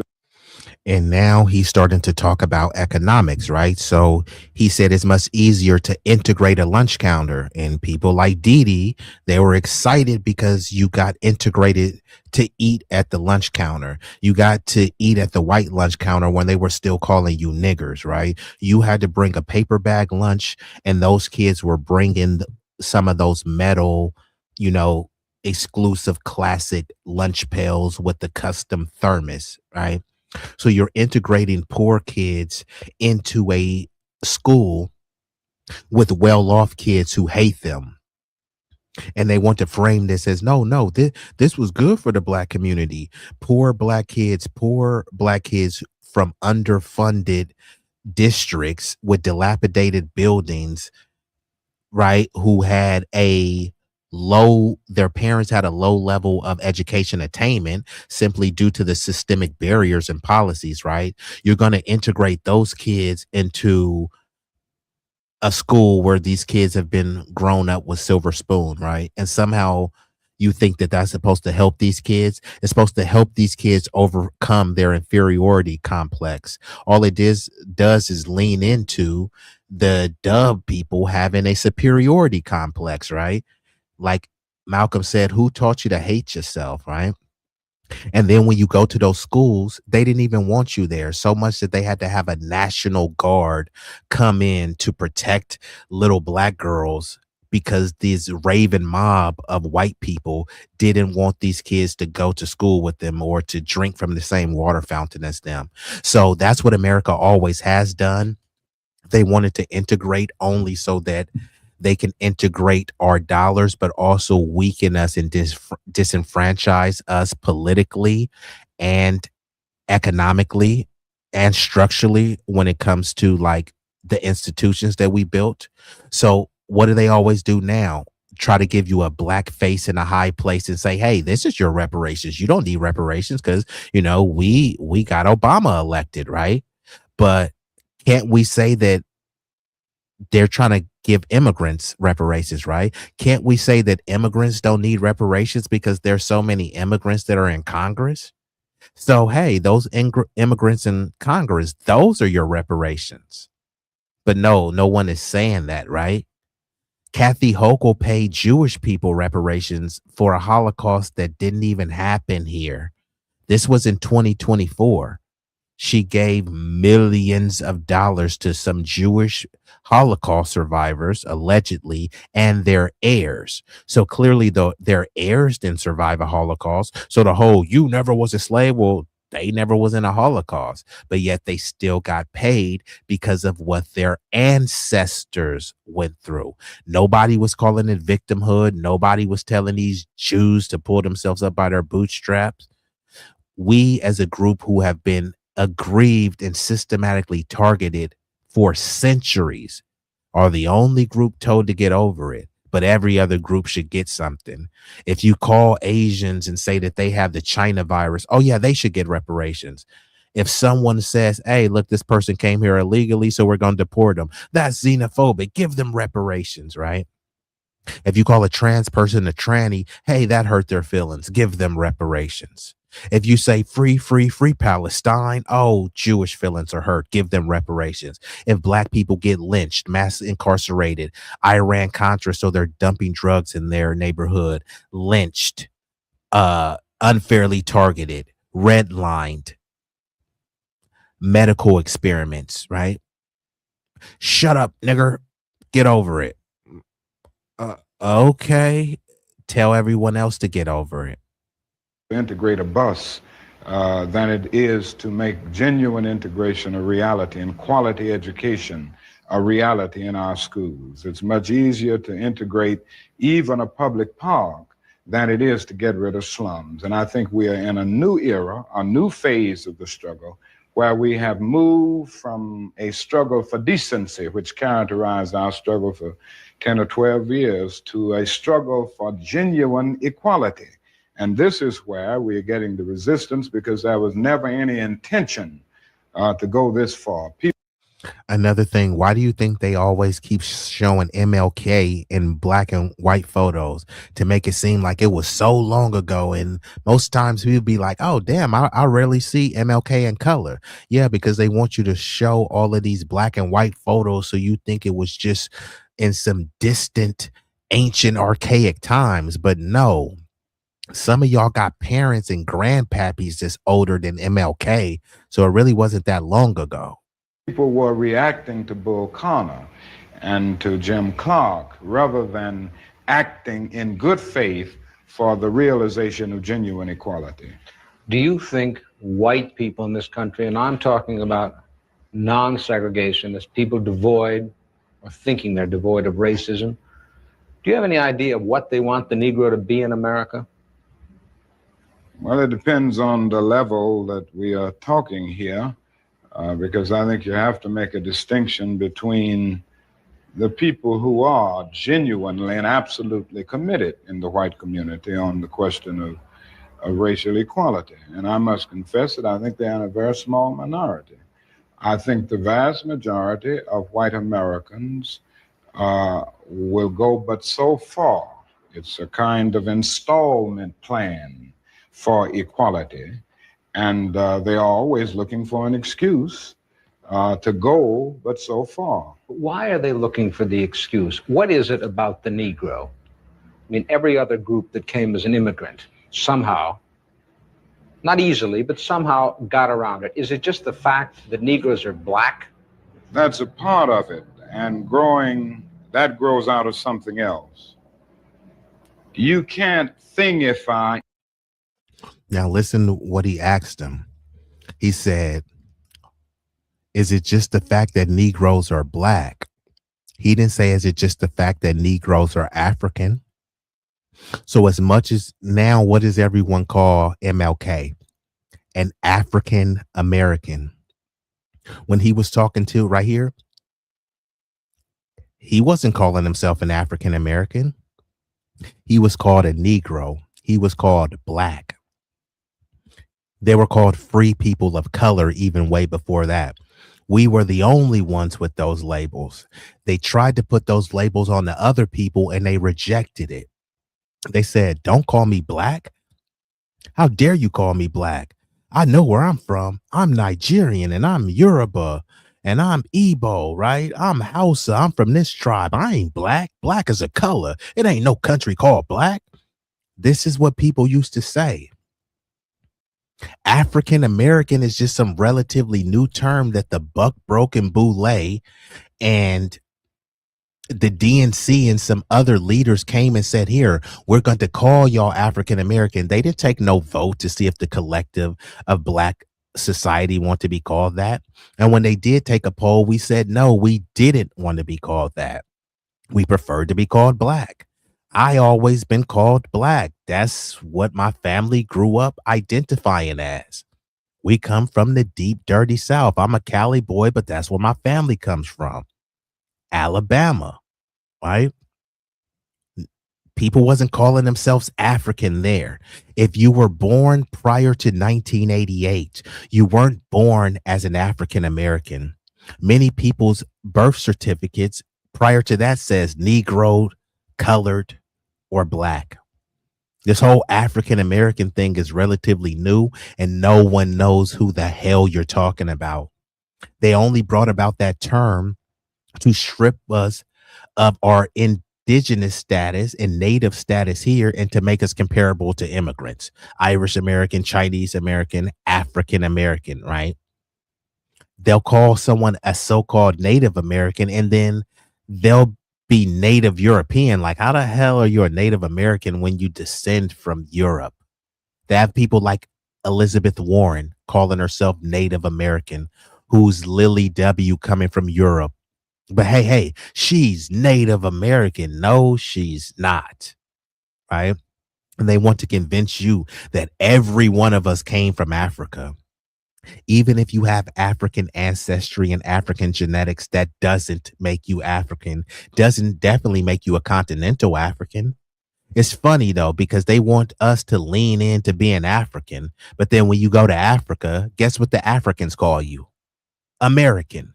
So when I'm in America, my homeland, you don't want me to identify as being America. You want me to identify with some distant continent that I've never been to and probably will never go. And then when I go to this distant continent and say, hey, I'm back to my motherland, they say, nigga, you're American. So if the Africans see me as American, why the fuck wouldn't I identify as what I actually am? It doesn't make any sense. But it does make sense if they're trying to culturally and ethnically erase you or misrepresent you by having these cosplay and tethers and say, hey, look, they're African American. Yeah, well, I'm foundational Black American. I'm a native freedman of this land, indigenous to the United States. Once I say that, then yeah, you know exactly who we're talking about. But no one knows who you're talking about when you say African American. French Montana is a Moroccan what? Arab? He can be labeled as African American. Elon Musk can be labeled as African American. The mayor of New York, Zoran Mamdani, a Indian born and raised in Uganda, who moved to America, has American citizenship. So he's African because he was an Indian born in Africa, and now he's American with American citizenship. So you put two and two together, African American. And people say, no, that ain't who African Americans are. No, actually it is, because that's how broad and nebulous the term is. It was meant to be all inclusive, but at the same time, excluding the people whose lineage it was actually meant for. See, back in the day, there wasn't that many immigrants here, and I'm speaking about the Black ones. So there was no need for people to be confused. But now we have a bunch of cosplay and tethers who are from a different lineage saying that, hey, I'm speaking for Black folks, but they're speaking from an entirely different lineage. They have a totally different cultural perspective. They immigrated most likely from a failed state or a colonized state where they were buck broken and had to flee, or they sold their people out and had to flee.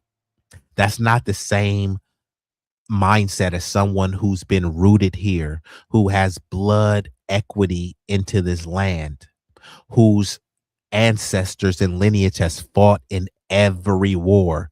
No other group can say that. Even the whites immigrating here after, who try to say whites built this, it's like, bro, you just immigrated here. You were failing in your homeland, fleeing famine based on people that look like you who were corrupt. So no, you didn't build anything. You did come later and contribute, but one thing you didn't do is build anything without depersonalizing that something. If you use something as a means to an end, at that moment you make it a thing and you depersonalize it. The fact is that the Negro was a slave in this country for 244 years. And this whole other thing too, when they try to bring other groups over here and try to compare them, right?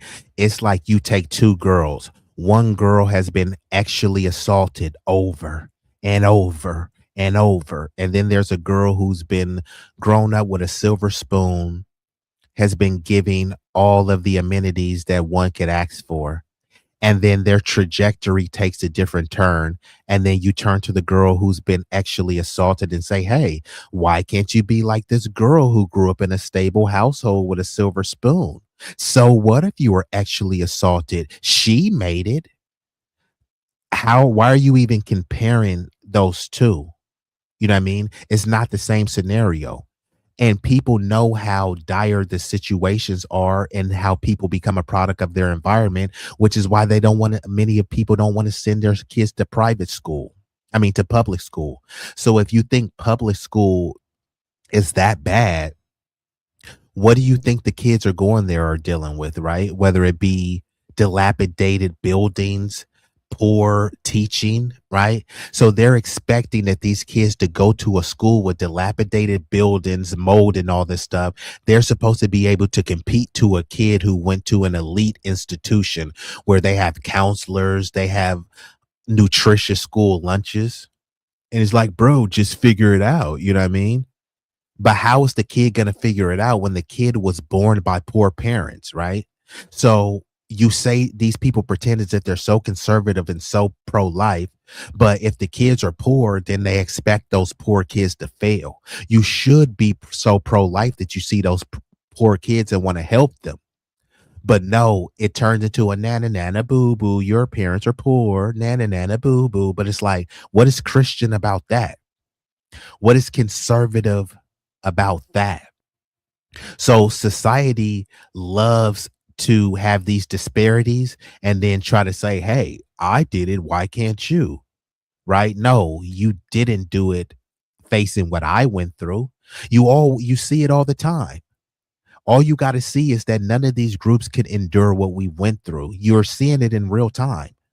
Right now, there's a legal term called illegal aliens. That's not my term. It's a legal term. If the Democrats think that word is so demonstrative, why haven't they removed or eradicated that term from the legal lexicon? So this shows you how other groups can't handle a scintilla of what we go through. We're supposed to be called niggers with the hardest ER and get over it. It's just a word. Guess what are a couple other words? Illegal alien.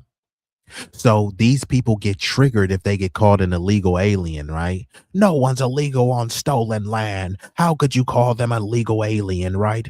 You're being a bully, right? They can't take being called an illegal alien. They get triggered and want to cry, and they want reparations for being called an illegal alien.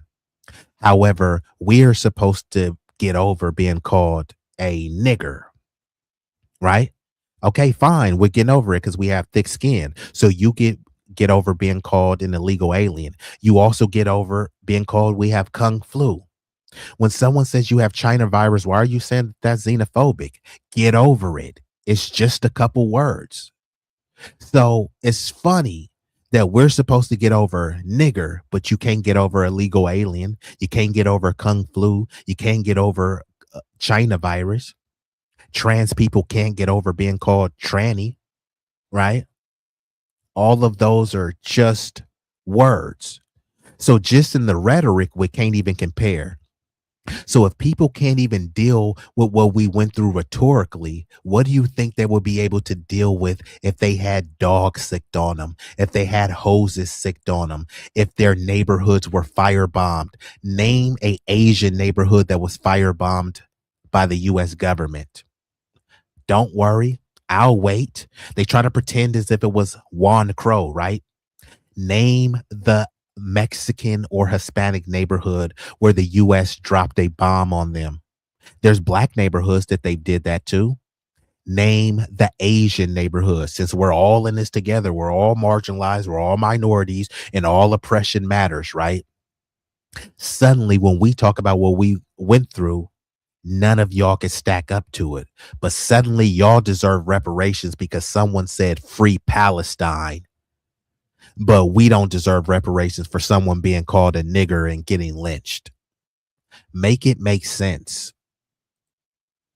That act, that was a willful thing that was done. The Negro was brought here in chains, treated in very inhuman fashion. And this led to the thingification of the Negro. So he was not looked upon as a person. He was not looked upon as a human being with the same status and worth as other human beings. And the other thing is that human beings cannot continue to do wrong without eventually rationalizing that wrong. So slavery was justified morally, biologically, theoretically. And now today, what are they trying to do and justify slavery? Instead of calling it slavery, they're trying to say, hey, it was forced migration or involuntary servitude. All of it is slavery by a whitewashed euphemism, right? And then they say, hey, slavery wasn't that bad. And then they say, well, we all were slaves. No, you weren't. And then if you all were slaves, then why do you use it as a pejorative to call foundational Black American slaves? Then they try to talk about some slavery across the globe. Well, slavery was everywhere, but we ain't talking about everywhere. If somebody is dealing with a grapist case in the U.S., you can't make a defense. Hey, grape was happening everywhere. They grape people in Saudi Arabia. They grape people in China. So you can't hold me to a U.S. standard. Rape happens everywhere. That sounds idiotic. And that's how idiotic you sound when you talk about slavery being everywhere. We're not talking about everywhere. I'm not from everywhere. Are you? I'm from America. So that's why I talk about American politics. You can't be America first, but then talk about the globe first. Is this America first or Earth first? Is scientifically everything else. And it seems to me that white America must see that no other ethnic group has been a slave on American soil. That is one thing that other immigrant groups haven't had to face. So why are they even comparing us? Compare the other immigrant groups to other immigrant groups who haven't been through what we've been through. Don't try to say, hey, let's compare ourselves to this group because, yeah, these people have been discriminated against. Yeah, they were discriminated against rhetorically, people dealing with yellow peril and being called gooks and chinks and things like that. Yeah, rhetorically, you were discriminated against. But in terms of legislation, they said, hey, we don't like you slanted eye people. We don't want y'all living anywhere next to us. But hey, we don't want to live next to those niggers. Y'all can live next to them and we'll give y'all loans so that we can enfranchise y'all and we further cement them at the bottom. But remember, y'all chinks can't live next to us though. And guess what? The Asian people, whether it be the Koreans, the Vietnamese people, they all signed up and said, hey, white mommy and daddy, we would love to be next to you. But if you're going to give us an economic floor to displace and usurp the niggas, then we'll be on board with it. So all of these groups have been brought over to be a buffer group. Even being called a model minority is super offensive. It's like a little pet name. But guess what? Many of them went with it. For them to be called a model minority, that means that you're acting just the way I want you to act, just the way white mommy and daddy want you to act. And guess what? Many of them said, yes, yes, we'll be your whiz kid. We'll be your model minority. How are you supposed to build solidarity with that one? How are you supposed to build solidarity with someone that's trying to assimilate and get closer to the group who's attacking you? In order to get close to that group, they have to attack you as well. They have to show fealty and pledge allegiance. The quickest way to pledge allegiance in America is to show how anti-black you are. The other thing is that the color became a stigma. American society made the Negro's color a stigma. And that can never be overlooked. So I think these things are absolutely necessary. The other thing is that America freed the slaves in 1863 through the Emancipation Proclamation of Abraham Lincoln, but gave the slaves no land or nothing in reality, and as a matter of fact, to get started on. At the same time, America was giving away millions of acres of land in the West and the Midwest, which meant that there was So I'm going to let it play. But mind you, he talks about how they gave away millions and millions of acres to poor white. Give us your shit. You're tired. You're poor. Right. So all of these people where they try to pretend as if, like when Trump said they're not sending their best. Well, Europe weren't sending their best. They sent a bunch of snaggletooth, yellow, dragon breath peasants that came over here. And just because they had the complexion for the protection of the collection, they were given millions and millions of acres of land collectively. What did they do for it? Nothing. All they had to do was have white skin and yellow teeth. Now, the yellow teeth wasn't a requirement, but many of them had that because a lot of them came from the dark ages where they didn't really clean, they didn't brush themselves, and many of them used to use urine as mouthwash. Don't take my word for it. Look it up. This is the land of pull yourself up by your bootstrap, except if you're a poor white peasant, then we'll give millions of acres out collectively. Now, those millions of acres that were given out freely, Now that's a boon for white society. And when they turn around and flip it, it's generational wealth for that society. You can't give something to another group, deny another group and say, hey, why aren't they doing as good as the group that we gave something to? They'll give loans to some of these immigrants and say that it's 10 years interest free. Then they'll deny those same loans to black people and say, hey, why can't you be like the Chinese people that we gave an interest-free loan to? Hey, why can't you be like the immigrants who the NGOs gave them $9,000 in rental assistance? Why can't you be like them? Well, actually, I could be like them, and I could actually surpass them if you gave me the same thing that you gave them. But that's not what happens. So they set all these groups up to give them an economic floor just so they can say, hey, they did it. Why can't y'all? Well, we will. It's almost like you on the football field, you in some flip-flops. It's a you on the football field. It's a white dude on the football field. They give the white dude some cleats and say, go run some routes. You slipping because you got flip-flops, and they say, why you can't run the routes as good as the white person?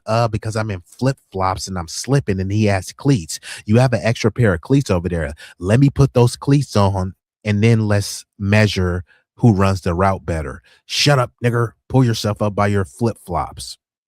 You keep on the flip-flops and the white person keeps on the cleats, and then they're comparing you running football routes and cleats to a white person running football routes. I mean, you running routes in flip-flops to a white person running routes in cleats.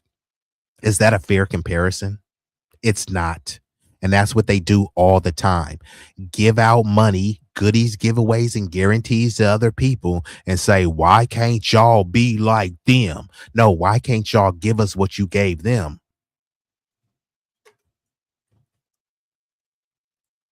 A willingness to give the white peasants from Europe an economic base.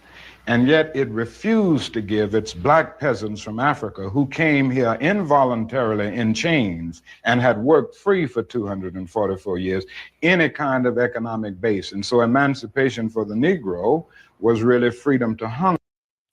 So what proof do you have of this? White society is a modern day term. I mean, all of these are modern day terms. White is a modern term. African is a modern term. It's a bunch of modern terms, so I don't really know what was the point of saying that. But you said MLK stole someone else's work for his doctorate. So if you're claiming he stole someone else's work, who is the person, right? Because if he stole someone else's work, then you would have a name of the person that he stole. So this is kind of one of those low IQ comments. So if you want to bring the scholarship, say MLK stole fill in the blanks work for his doctorate. Because this is a very inflammatory claim, and maybe it's true, right? But it's only true if you can provide the facts, not he said, she said. So could you point a source? Could you name drop? Because this is a serious allegation. And whether he stole someone's doctorate or not, he's speaking truth to power here, right? Did he steal someone's talking point here? Where's the lie? Because I noticed that you're not responding to anything he said. You're just trying to discredit him. He stole someone else for work for his doctorate. Do you have a doctorate? Do you have any type of degree? No, seriously, did you even graduate? Bearded to death? Did you have any type of educational background? And shout out to Mr. Midnight Soul himself, last call. Yeah, dude is on some weak-ish. That's what I'm saying. Bros usually come in. I don't mind the trolling. I don't mind the contrarian views. But when you come in, I don't think MLK is a god or a prophet or above reproach. I think he is a respectable public figure. I think he is a legendary icon. However, he's not infallible, right? He made some mistakes and mishaps in his life, just like me, just like anyone else. So I don't think he should be demeaned, ostracized, or denigrated, especially at the latter years of his life. He was talking about his mistakes, and he was standing on economic justice business more so than the symbolic tokenism. But a lot of people always try to come and make these inflammatory allegations against MLK, even if it was true. Like, who really cares, right? let's just say all of the allegations were true, that MLK was a puppet and he supposedly cheated on his wife. Y'all don't care about that. Trump cheated on his wife and then people still voted for him. So is cheating on your wife really a deal breaker? Or let's just say this, right? MLK allegedly cheated on his wife, which I don't condone, or somebody flicking a switch and slaughtering hundreds of little girls. What is really worse? A consensual affair, allegedly, or deceptively slaughtering hundreds of little schoolgirls? And they've convinced you that these little rumors and allegations of infidelity, oh my God, these are so bad. It's supposedly bad when MLK does it. But then when Thomas Jefferson, who is a renowned pedo and a slaver, oh, he gets a statue, right? He gets a statue that shouldn't be torn down, and we shouldn't be talking about his past. However, they're always scrutinizing why MLK should have his day, while MLK should have a statue or a street, and we have to try to tear him down. I say fine. Same energy, same logic. Feel free to tear MLK down, but what you do is you set a precedent. If you believe MLK is worthy of being torn down, then you have to believe that Thomas Jefferson, who was engaging in grotesque pedophilia and enslavement. Right now, if you got a little daughter and somebody be like, hey, bruh, is it cool for me to come over there and clap your daughter's cheeks? You'll be like, hell no, man, my daughter is a minor. Matter of fact, where you at? I'm going to put your life on pause. You wouldn't respect nobody like that. But somehow we're supposed to respect Thomas Jefferson? Okay. Right now, if I say, you know what, man, slavery was global. Every place has slaves. So you know what? It's 2026. Why can't I have no slaves? And matter of fact, let me start with your daughter and your niece. Since slavery was so good, or slavery wasn't that bad as people portrayed it to be, what would be the issue if someone hypothetically, theoretically enslaved some of your daughters or your wife, right? Just saying, since it wasn't that bad, right? As a matter of fact, to get started on. At the same time, America was giving away millions of acres of land in the West and the Midwest, which meant that there was a willingness to give the white peasants from Europe an economic base. And yet it refused to give its black peasants from Africa, who came here involuntarily in chains and had worked free for 244 years, any kind of economic. And shout out to Via Airship. Martin Luther King Jr. is a respected voice. Yeah, that's what I'm saying. Like, he's a respected voice. The person is not perfect, but neither are you. Neither is your mama. Neither is your daddy. Neither is your wife, your grandpappy. No one is perfect. So to try to hold MLK to this standard of perfection is disingenuous, but is, you know, grotesque exercise and incompetence and fealty. But he said he was way more militant at the end. Correct. So he stopped focusing on the nonviolent and the symbolic tokenism, and he started focusing more on economic justice, which is why he started talking about reparations and said, hey, we coming to Washington and we're coming to get a check. Then they said, oh no, we got to get him up out of here. So when he was talking about loving on everybody and I have a dream, they're okay with dreams, right? Because in order to have a dream, you have to be asleep, right? So he was sleepwalking and dreaming. But then when he finally woke up, notice this, when he had a dream, which you have to be asleep to get a dream, they were fine with that. But then when he was woke, guess what they did? They turned woke into a pejorative. But being woke is good. What's the opposite of being woke? Is being sleep, right? Would you rather be sleep or would you rather be woke? Woke just means aware and enlightened. And when he became woke and enlightened, then they said, hey, we got to get bro up out of here. We need him to still be sleeping and dreaming. Dreams are fantasies. Dreams are imagination, which is why I champion wokeness. because I champion being enlightened and armed intellectually with information. You got to be awake for that. Can't be sleep and dreaming. Economic base. And so emancipation for the Negro was really freedom to hunger. It was freedom to the winds and rains of heaven. It was freedom without food to eat or land to cultivate, and therefore it was freedom and famine at the same time. And when white Americans tell the Negro to lift himself by his own bootstraps, they don't look over the legacy of slavery and segregation. I believe we ought to do all we can and seek to lift ourselves by our own bootstraps. But it's a cruel jest to say to a bootless man that he ought to lift himself by his own bootstraps. And many Negroes, by the thousands and millions, have been left bootless as a result of all of these years of oppression and as a result of a society that deliberately made his color a stigma and something worthless and degrading. Apart from wanting to live better, which all of us want to do, to raise one's children in a better way, to be better, does the Negro in America know what he wants to be? I'm convinced that almost every Negro in this country, other than those who have been so scarred by the system that they've become pathological in the process, and we all have to battle with pathology. Nobody really knows what it means to be a Negro unless one can really experience it.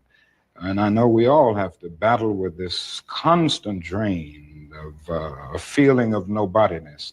But in spite of this, I think the vast majority of Negroes in this country know that they want to be people, they want to be men, they want equality, period. It just boils down to that. And we haven't been able to be people. We haven't been men because of all of the conditions that we've lived with and the syndrome of deprivation surrounding conditions, whether it's in housing, in the economic area, or in schools, or in the vicious credit practices that we face in the ghetto, and all of the problems of closed doors and constant defeats.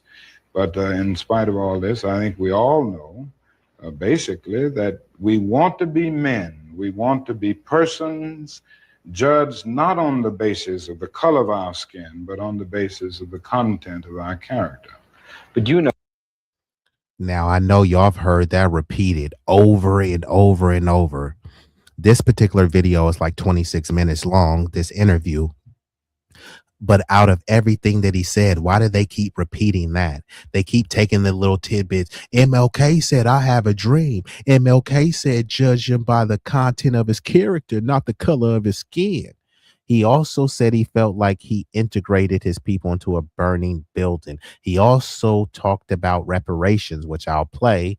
And he said that I'm coming to get our check. Why they don't ever quote that? They always try to pick and choose which quotes are advantageous to their agenda and their propaganda. And even the bigots who hate MLK, they always still use that. And then this whole the questions that this dude is asking, hey, noticing he's not even using the word African. The word African being used is a relatively modern term, but now they've inundated you with it so that if you don't use the term, it's like you hate Africa. No, I don't. It's just I'm not African. There's nothing wrong with that. Nothing wrong with being African. Nothing wrong with being Asian, European, or anything. I'm not African. And back in the day, these people weren't calling themselves African and they weren't being called African. Even here, you keep hearing Negro, black, black, black, Negro. And the only other word that they used was colored, mulatto, and other terms, which still meant the same thing. Black and Negro, not African, black. So they've convinced you that every Negro comes from Africa. But no, Negro refers to the Negroid race.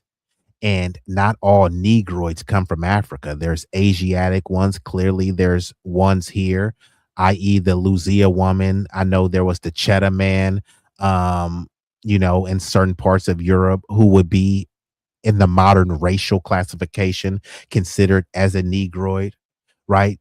So we can't say how old the earth is, millions and millions of years, right? And mankind, the original man, is millions of years old, right? But they only stayed in one tiny part of the globe and just stayed there and just never traveled and never moved ever.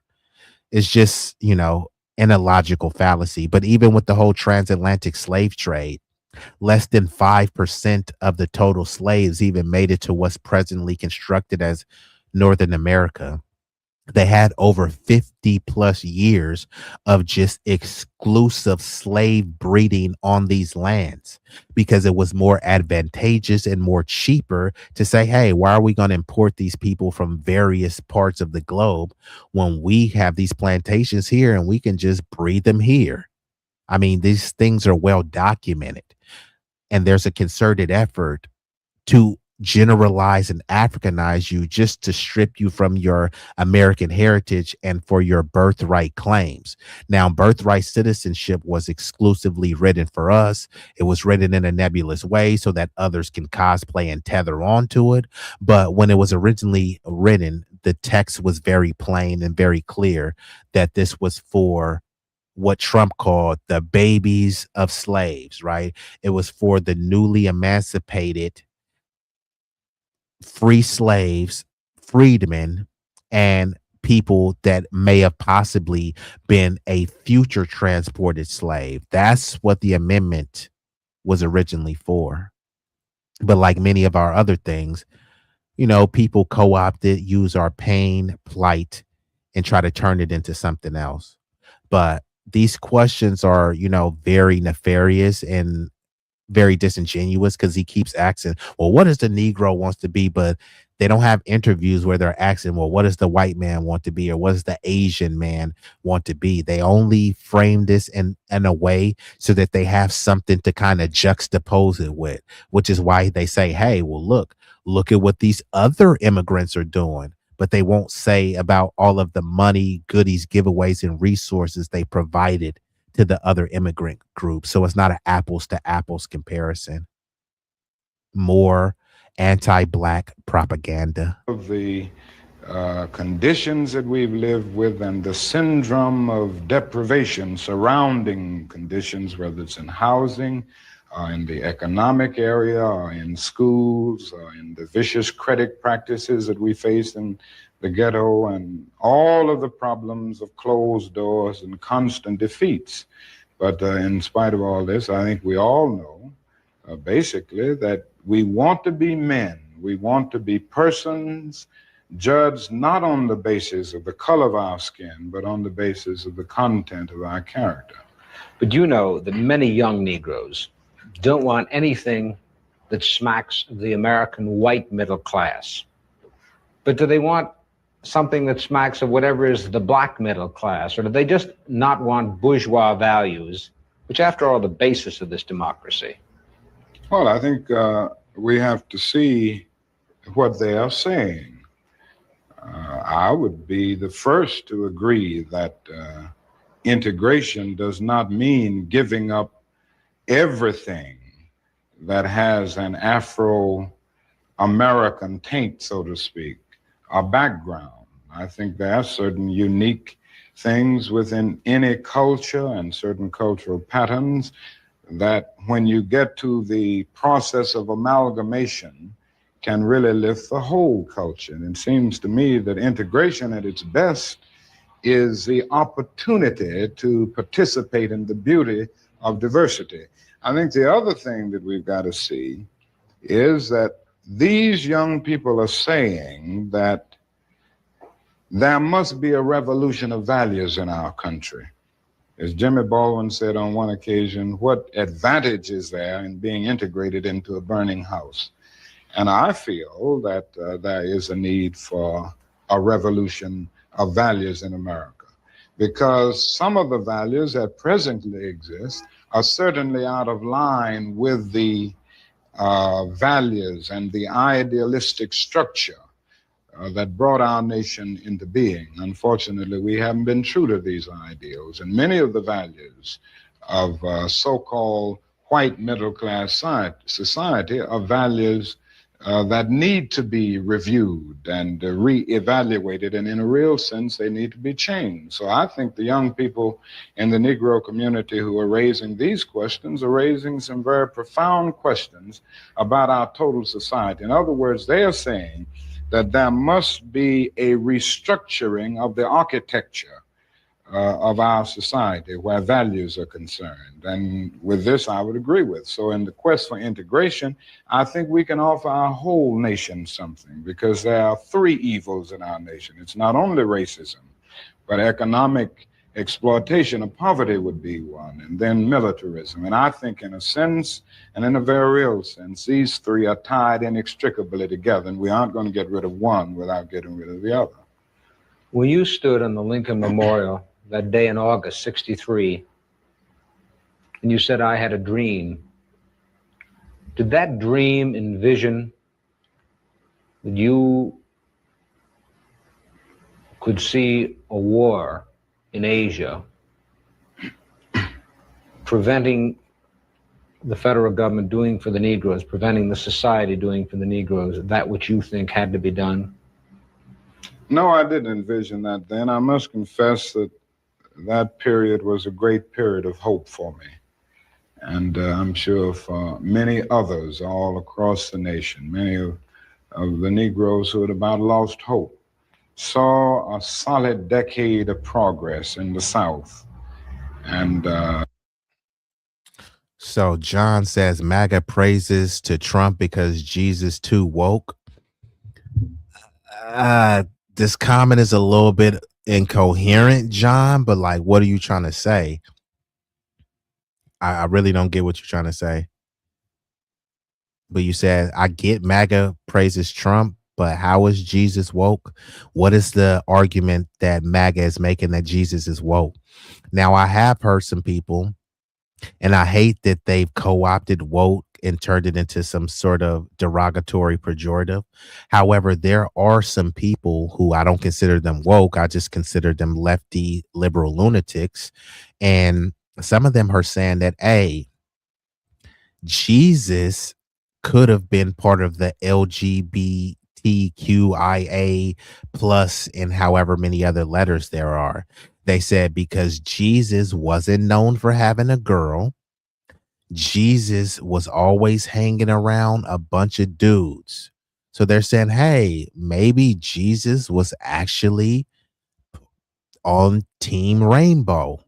Now, I'm not saying this, but this is what some people are saying. Now, some people will say that, hey, that's a woke assertion. I don't think that it's woke. I just think that it's just, some wacky propaganda.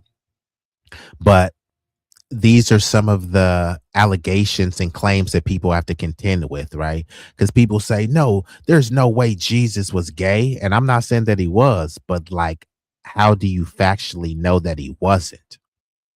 Just asking, right? Just asking. In 1954, which was, 64, 1963, 9 years after the Supreme Court's decision to be in, I would say over the last few months, I've gone through a lot of soul-searching and agonizing moments. And I've come to see that we have many more difficult days ahead, and some of the old optimism was a little superficial, and now it must be tempered with a solid realism. And I think the realistic fact is that we still have a long, long way to go, and that we are involved in a war on Asian soil, which, if not checked and stopped, can poison the very soul of our nation. That the white community holds sacred, their children and their property. Oh, I have no doubt that we would have encountered great difficulties, great problems of resistance if the war had not been in existence. So that I'm not going to say that all of our problems will be solved if the war in Vietnam is ended. But I do say that the war makes it infinitely more difficult to deal with. Really arouse the conscience during a time of war. I noticed the other day, some weeks ago, a Negro was shot down in Chicago, and it was a clear case of police brutality. That was on page 30 of the paper, but on page 1 at the top was 780 Viet Cong killed. There is something about a war like this that makes people insensitive. It dulls the conscience. It strengthens the forces of reaction. So obviously this is in the 60s. I'm just playing this because this is still relevant until today. This is him speaking out against the war in the Viet Cong. And it's funny because it was a bunch of black leaders speaking out against the war in Vietnam. Remember, Muhammad Ali said, man, I ain't going to go fight no Vietnamese people. They never called me nigga. They stripped his heavyweight title because he stood on business and said, hey, look, man, we don't just fight for us. Injustice anywhere is an injustice everywhere. And the irony is when the Vietnamese people came over, guess what? They start calling us niggas. So, you know, we fought for every group, but like name the other groups that's been fighting for us, right? Now, there have been some rank and file people that have, you know, helped join the resistance, but many of those people have joined the resistance to infiltrate and stab us in the back. Who is the Asian version of MLK? It's 2026. You should be able to just run off a name easy, multiple names, but you can't. Who was the Asian version of MLK then, and who was the Asian version of MLK now? Who's the Asian version of Muhammad Ali? What Asian athlete has ever stood up for black people? There's multiple black athletes that have stood up for Asians, that have stood up for every community. But none of these groups stand up for us, not collectively and not the leaders. The leaders, especially of LULAC, the League of United Latin Americans, right? They said, let the Negro fight his own battle. I do not want to ally with him. Not only that, they fought to be legally classified as white. But yeah, we were still fighting for civil rights, and a rising tide lifts all boats, right? And all of these people, they used our pain, plight, and said, look, we're minorities too. Yeah, we ain't treated like the niggas, but the niggas are minorities and we're minorities. So what's owed to them, now you got to give it to us because we're minorities. And that's all that happened. They just slid in as a buffer group under the name of marginalized minorities, right? That's all these other groups care about. What could they use black people for to advance their agenda? Groups don't have allies, they have interests. And unfortunately, we don't have any allies. You may have an individual ally that you think is cool, but ask that individual ally to talk to their family member about standing on business for the black community. They gonna say, hell no, that's woke. Let those niggers fend for themselves, and all sorts of disgusting rhetoric that they will have. But tell them, hey, help me go fight for undocumented immigrants. They'll be willing to put the capes on and crash out for you. And then they'll tell you, this is a nation of immigrants built by immigrants and we're all immigrants. No, we're not. And it brings into being bitterness and hatred and violence. And it's strengthened the military-industrial complex of our country. And it's made our job much more difficult, because I think we can go along with some programs, if we didn't have this war on our hands, that would cause people to adjust to new developments, just as they did in the South. They said they'd never ride the bus with us. Blood would flow in the streets. They wouldn't go to school and all of these things. But when people came to see that they had to do it because the law insisted, they finally adjusted. And I think white people all over this country will adjust once the nation makes it clear that in schools and housing, we've got to learn to live together as brothers. I think the biggest problem now is that we got our gains over the last 12 years at bargain rate, so to speak. Didn't cost the nation anything. In fact, it helped the economic side of the nation to integrate lunch counters and public accommodations. It didn't cost the nation anything to get the right to vote established. And now we are confronting issues that cannot be solved without costing the nation billions of dollars. Now, I think this is where we're getting our greatest resistance. They may put it on many other things, but we can't get rid of slums and poverty without it costing the nation something.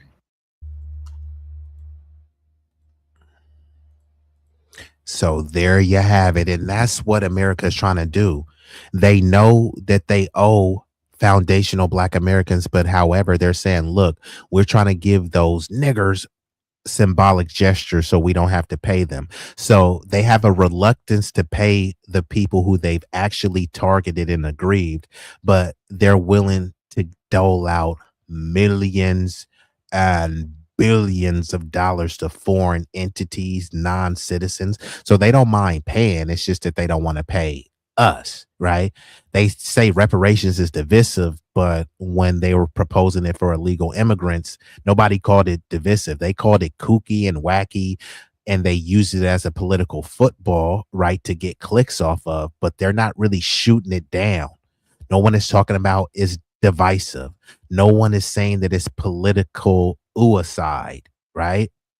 So people, I always been saying these people don't have an issue with reparations. They have an issue with paying reparations to the people who was exactly intended for.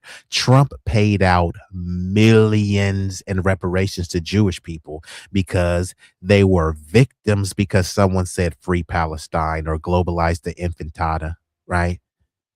We're supposed to get over, how many times do I have to say it? We're supposed to get over being called nigger, but some Jewish people can't get over being told from the river to the sea, Palestine will be free. That's anti-Semitic and it threatens the lives of Jewish people. But if a white dude points a gun at a black dude and says, nigger, that's just freedom of speech and you shouldn't fear for your life. Okay. And Roger Meadows, Nassau County's finest. Hey, where Brooklyn at? Roger Meadows, where you been, bruh? So you coming at the tail end. I guess Roger Meadows, bro, been coming in on the tail end of my streams. So I appreciate you sliding through, but I'm about to get ready to shut her down. I do appreciate y'all. Y'all could have been anywhere in the world. Y'all chose to hang out with me, at least momentarily. And for that, I thank you. You said B-Eazy, you started something last night when I was catching last night's stream. I missed live when my Guyanese customer was saying what you were saying was BS in regards to voting. Had to check her. What exactly did I say that was BS? See, I was about to dip off. And Dad says, stop using the Lord's name in vain, John. But yeah, I think a lot of people need to stop using the Lord's name in vain. When people keep saying, hey, we need more Bibles in the school and all this other type of stuff. You want more Bibles in the school for what?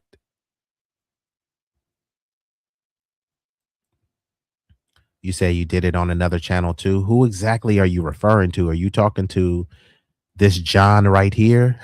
And you said he did it on another channel. Like, do y'all know each other from various channels or what? Oh, you said it's too much. Okay. Yeah. But no, bruh, I don't just be babbling and spouting out things unless I checked. You can fact check me and oh, she started talking mess about Black Americans. Oh, so she was a tether. Why didn't you just say that, Roger? She was a Guyanese tether. She's Tether-nese. Got you. Why don't you just leave with that, Roger? You should have said a tether was talking crap about Black Americans. Then I would have understood. But see, this is what happens. People get triggered by what I say, but they can't refute it. Hey, I'm not nigga-damus, right? But the thing is, I'm only speaking on things that I know, that I research, or that I fact check.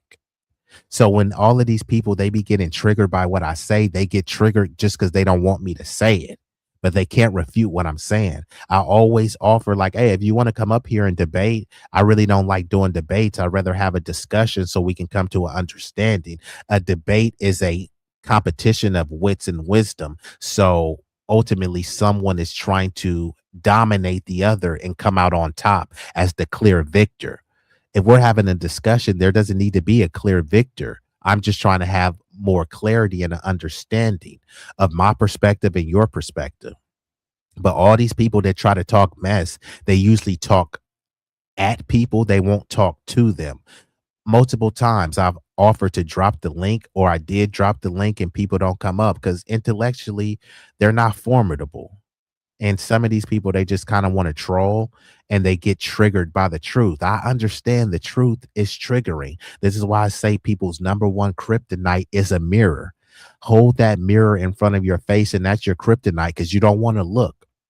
It's even more kryptonite when you strip down naked and stand in front of that mirror. You get to see all of the wrinkles, all of the stretch marks, you know, the beer belly, the dad or mom bod, the muffin top, you know what I mean? The gray or the white hairs, you get to see all of that. And then you can have some level of introspection, right? If you need to get a new skin routine, if you need to change your dietary needs to get the body that you envision, right?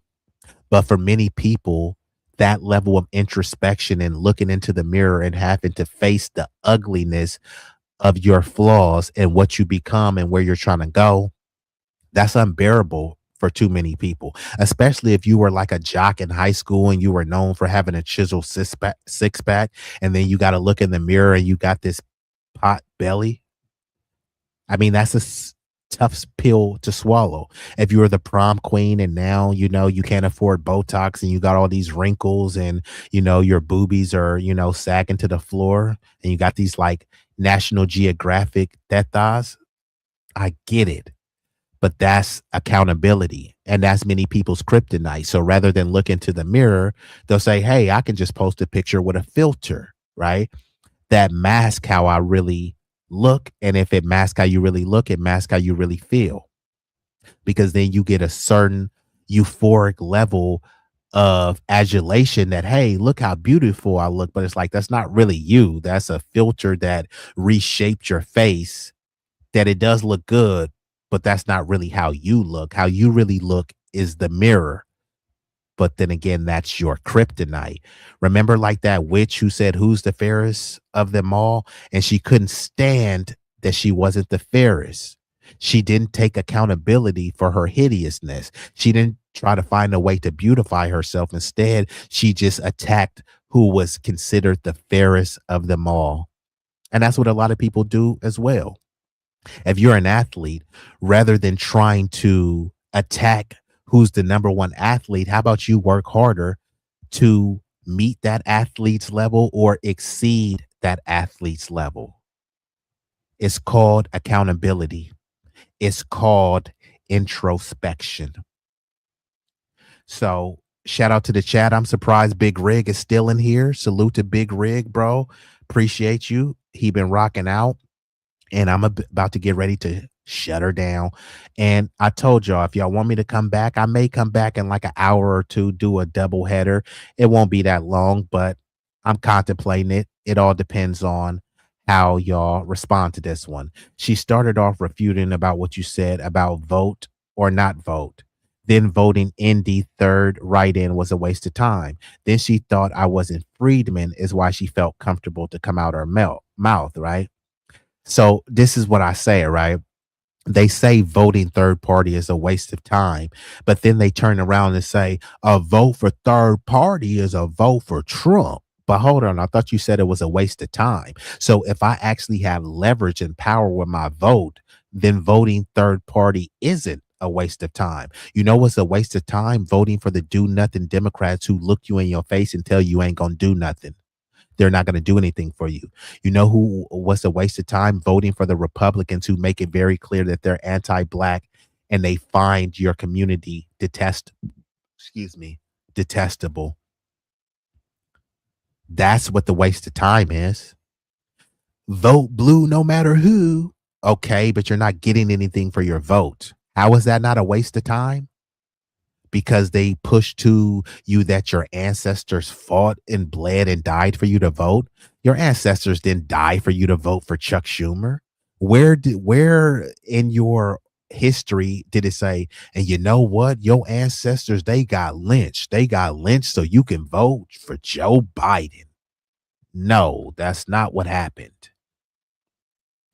And he said, ma'am, why are you yelling in my ear? I'm right here. She kept saying to me, listen in her accent. She stopped herself from saying we are stupid, but I caught her. Yeah, you was dealing with a tether, you know what I mean? And they always say that we're stupid, but I mean, I wish she was here because I would love to have a discussion with her. Someone like her, I would debate so I can destroy her. But this is why we had to delineate. There's too many tethers running around cosplaying, misrepresent FBA Freedmen saying, we all black and we. It's like, hold on, you're Guyanese, you're Senegalese. Like, why are you speaking French? Like, what we are you talking about? When Chinese people and Koreans get together, they're not talking about we as some sort of commingling amalgamated group. Chinese people say, hey, we'll have Chinatown and you'll have Koreatown. We'll shake your hand and bid you a good night. There's no fusion of China-Koreatown. No, Chinatown, Koreatown. But with us, we're supposed to be okay if someone has a little Haiti. We're supposed to be okay if there's a Jamaica Queens and a Spanish Harlem, right? But then when we say, you know what?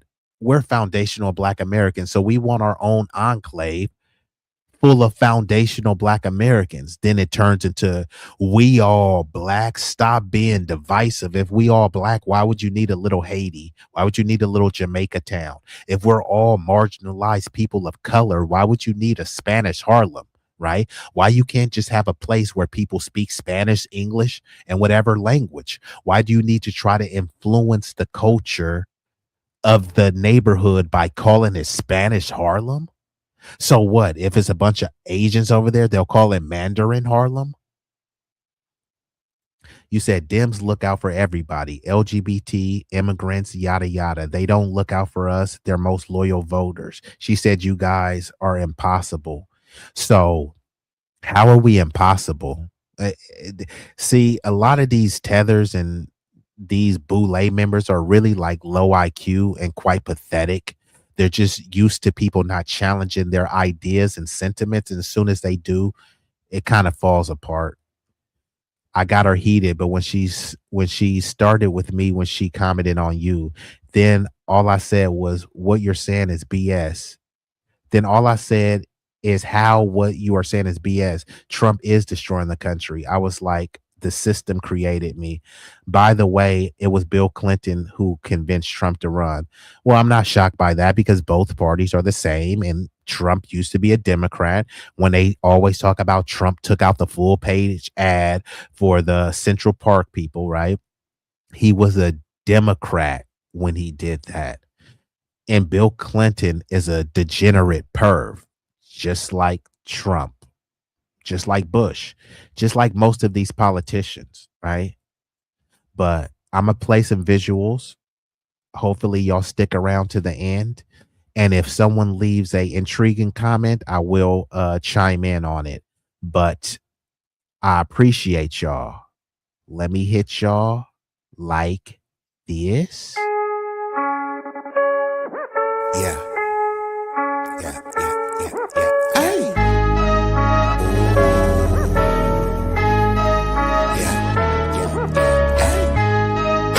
B-Eazy Dat Dude, yeah.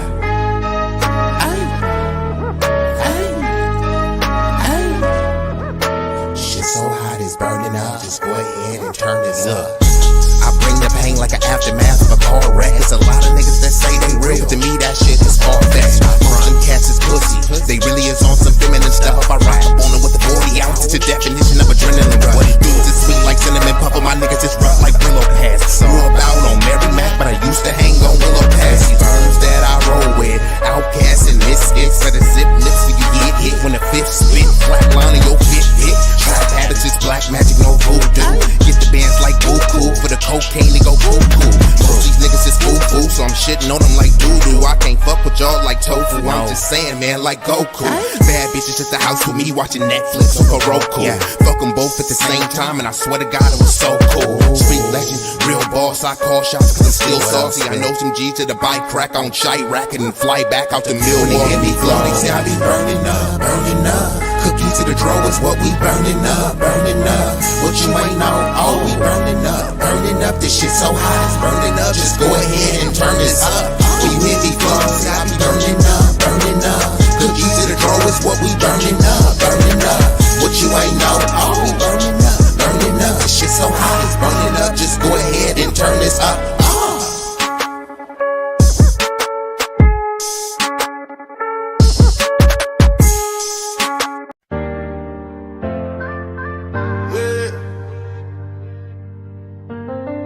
B-Eazy Dat Dude. B-Eazy Dat Dude. Yeah, they know the name. Stacking up the paper, but having money ain't a thing. Standing on business, burning hotter than a flame. From the block to the boardroom, you gotta stand the rain. B-Eazy Dat Dude. Yeah, they know the name. Stacking up the paper, but having money ain't a thing. Standing on business, burning hotter than a flame. From the block to the boardroom, you gotta stand the rain. B-Eazy Dat Dude, yeah, they know the name. B-Eazy Dat Dude. B-Eazy Dat Dude, boy, stop playing. You know you that dude and been that dude. Back in the day, he was that dude. Fast forward to today, he's still that dude. Yup, that dude. You can see as clear as day that he here to stay. Either get with the program or move out the way. Ooh. B-Eazy Dat Dude, he back with another one, another one, another one, another. You ain't know. Let's just be easy. Hey, hey. Let's just be easy. That dude.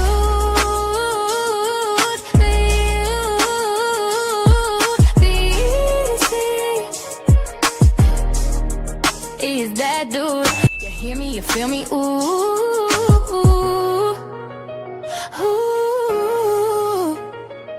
B-Eazy Dat Dude, yeah. B-Eazy.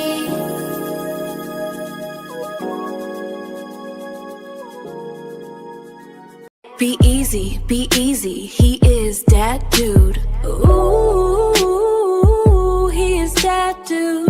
That dude, B-Eazy, he is the one that you can call so he can get the job done. He about to reign supreme if you thought his run would soon end. He just getting started though, so go ahead and tune in.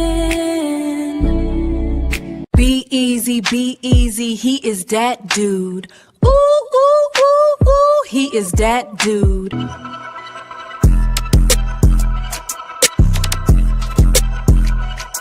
If you feel the vibe, like, share, and subscribe. We growing on this journey.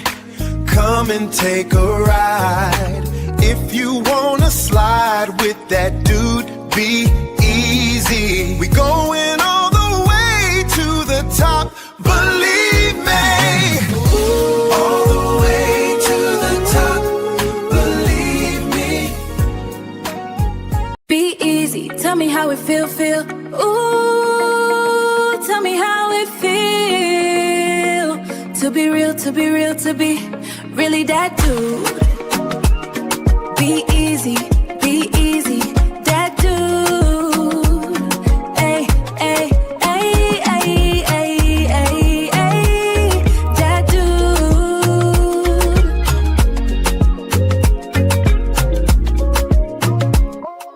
Oh. Are you not entertained? Are you not entertained? Is this not why you are here? Swalwell. Be easy. You know you want to. We're waiting.